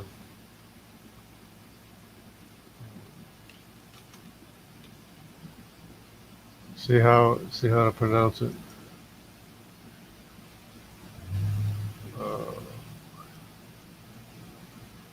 And then with birds evidence at least being what they consider as far back as the Triassic, though you could go even further with the ostrich footprints. But with those footprints, it makes it even harder under theory that dinosaurs became birds when they're even beyond all the other ones: Archaeopteryx, Velociraptor, Confuciusornis, all of them. You find birds even older, on their own theory, older than those birds. I mean, dinosaurs. Yeah. Can you hear that? No, it's Beyond Jurassic. Antikythera. That's how Oh you yeah, pronounce it. I recall seeing it, I believe. Yeah, that's how it's pronounced. Anyway.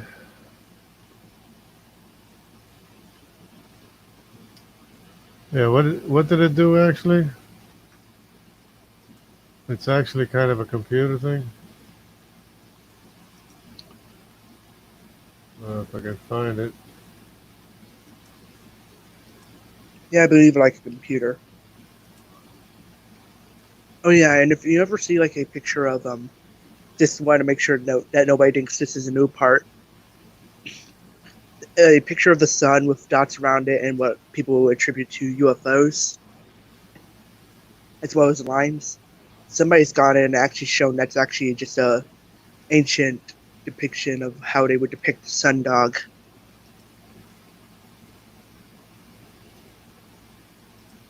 Yeah. Just so nobody gets that one confused with any of this stuff. What was that again? I wasn't paying attention. There's a particular picture. It starts with NU or NE that people call it, and it was like from the 1500s. Of a picture with the sun in the center, dots around, some lines, and then some things that people call UFOs. With that picture, somebody's actually gone in and shown it's actually supposed to be depicting a sun dog. The sun things that crash into the sun. Or No, sun dog.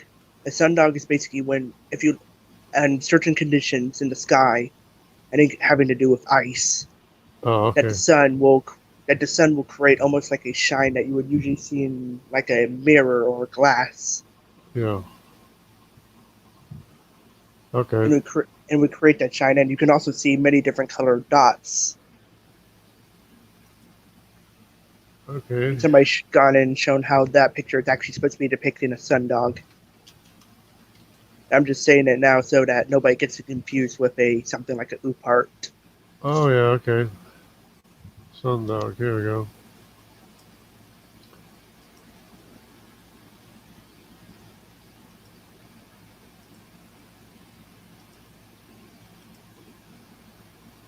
See.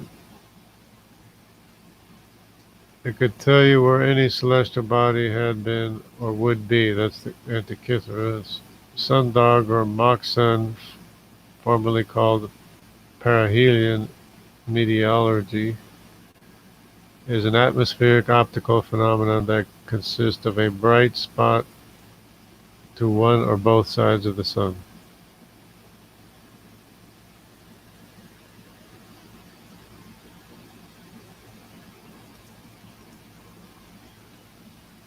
Yeah, and it's supposed to have to do with also it's created with the help of ice particles or something in the air.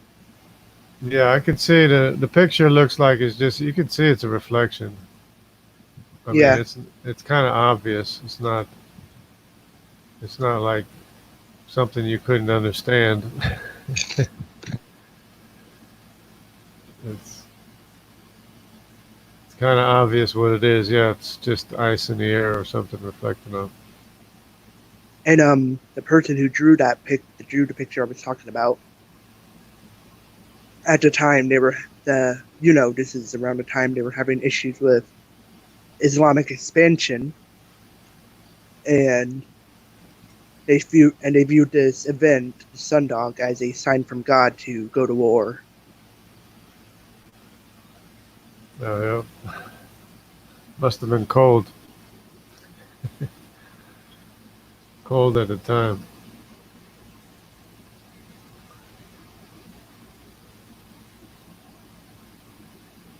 I'm going to see if I have it written down.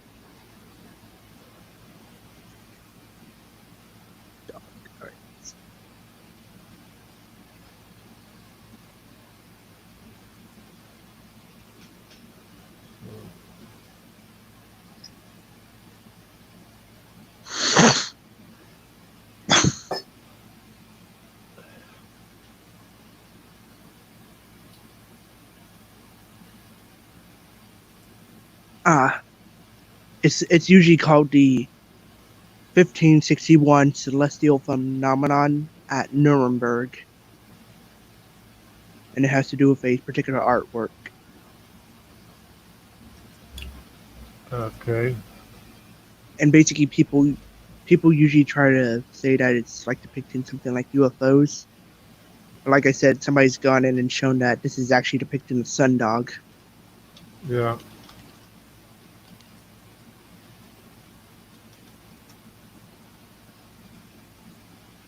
Over Nuremberg.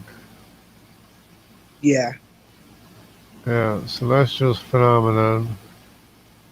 April 14th. And an illustration news. I can show that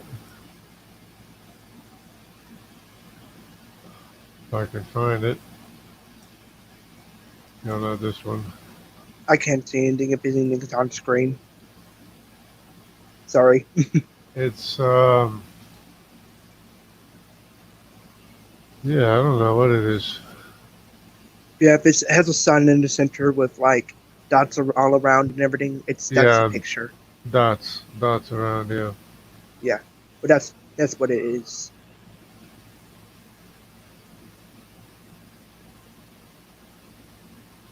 Yeah, it must have been some ice or something. So, I don't know what it was.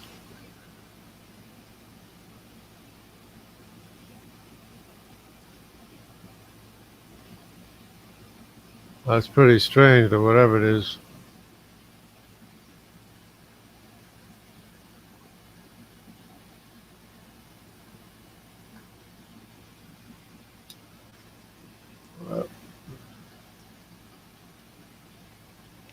Also, a fun fact: you know how you have, I think they're called pendulums or something.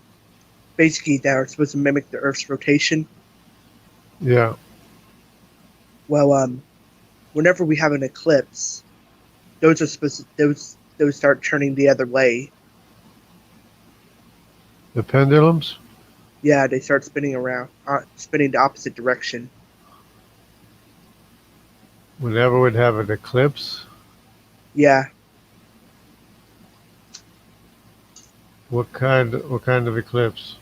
The solar just an eclipse? eclipse. Yeah, solar eclipse. They start spinning the opposite direction. Why would that be? And nobody really knows. It's just a thing that happens. Huh.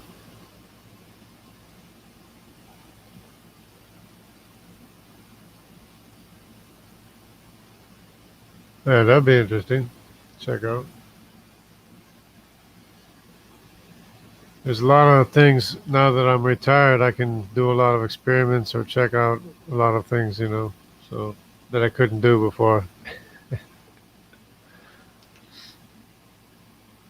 Yeah, So I can do all my experiments batteries and stuff like that. All kind of stuff that I do.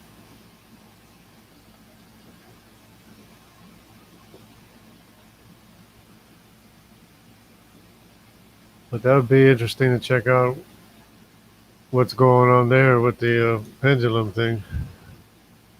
So, so it's when the moon blocks the sun, right? Yeah.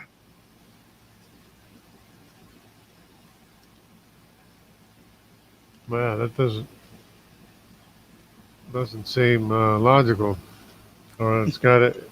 Yeah. Something's going on there. Well, basically, that's why some people just say that you can't truly copy the Earth's rotation with a pendulum, because if a pendulum turns the opposite direction and it's meant to represent the Earth should turn the opposite direction, and that ain't gonna happen. That'd be devastating if the Earth turned the opposite direction all of a sudden. I'm trying to figure out what would cause that. Would that be a change in the gravity or what? What's going on with that? Maybe because the moon is in front of the sun. Yeah, maybe it blocks the gravity or magnifies the gravity. Something. That'd be interesting. I gotta check that out.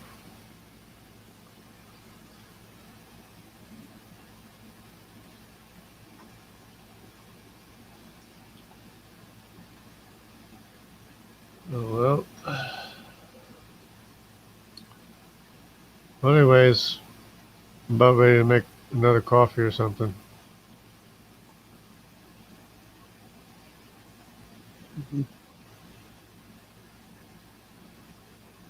So I don't want to use up too much of my time, even though it doesn't matter anyway. Hmm.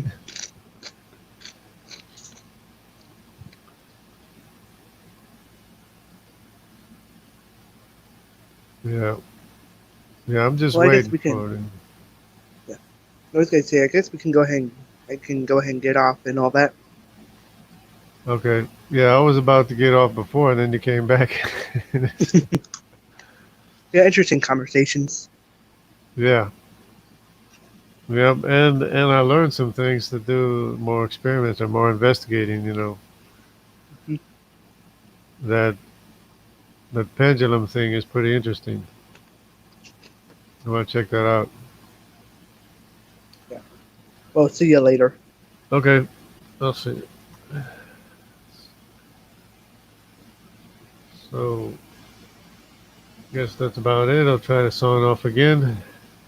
Hope everybody takes care, and I hope, yeah, Anthony, garbage chemists use strict protocols and procedures, highly manipulated, controlled environments, purified chemicals, and they still can't produce one single cell. Well, they can't even begin to produce a cell. It's like, it's that bad. Yes. Larissa, I saw a word that I was wondering if it had anything to do with your name. It was Laurasia. Laurasia. I guess that doesn't have anything to do with Larissa, but I just thought there was some connection there, but I guess not. Laurasia is a supposed single continent that existed way back in time. All right, everybody, take care, and I'm just waiting for the day that evolutionists will just drop it, just let it die, because they're holding us back. They're holding science back. We need to move on ahead. So everybody take care and stop pushing evolutionism because it's a false teaching, false religion.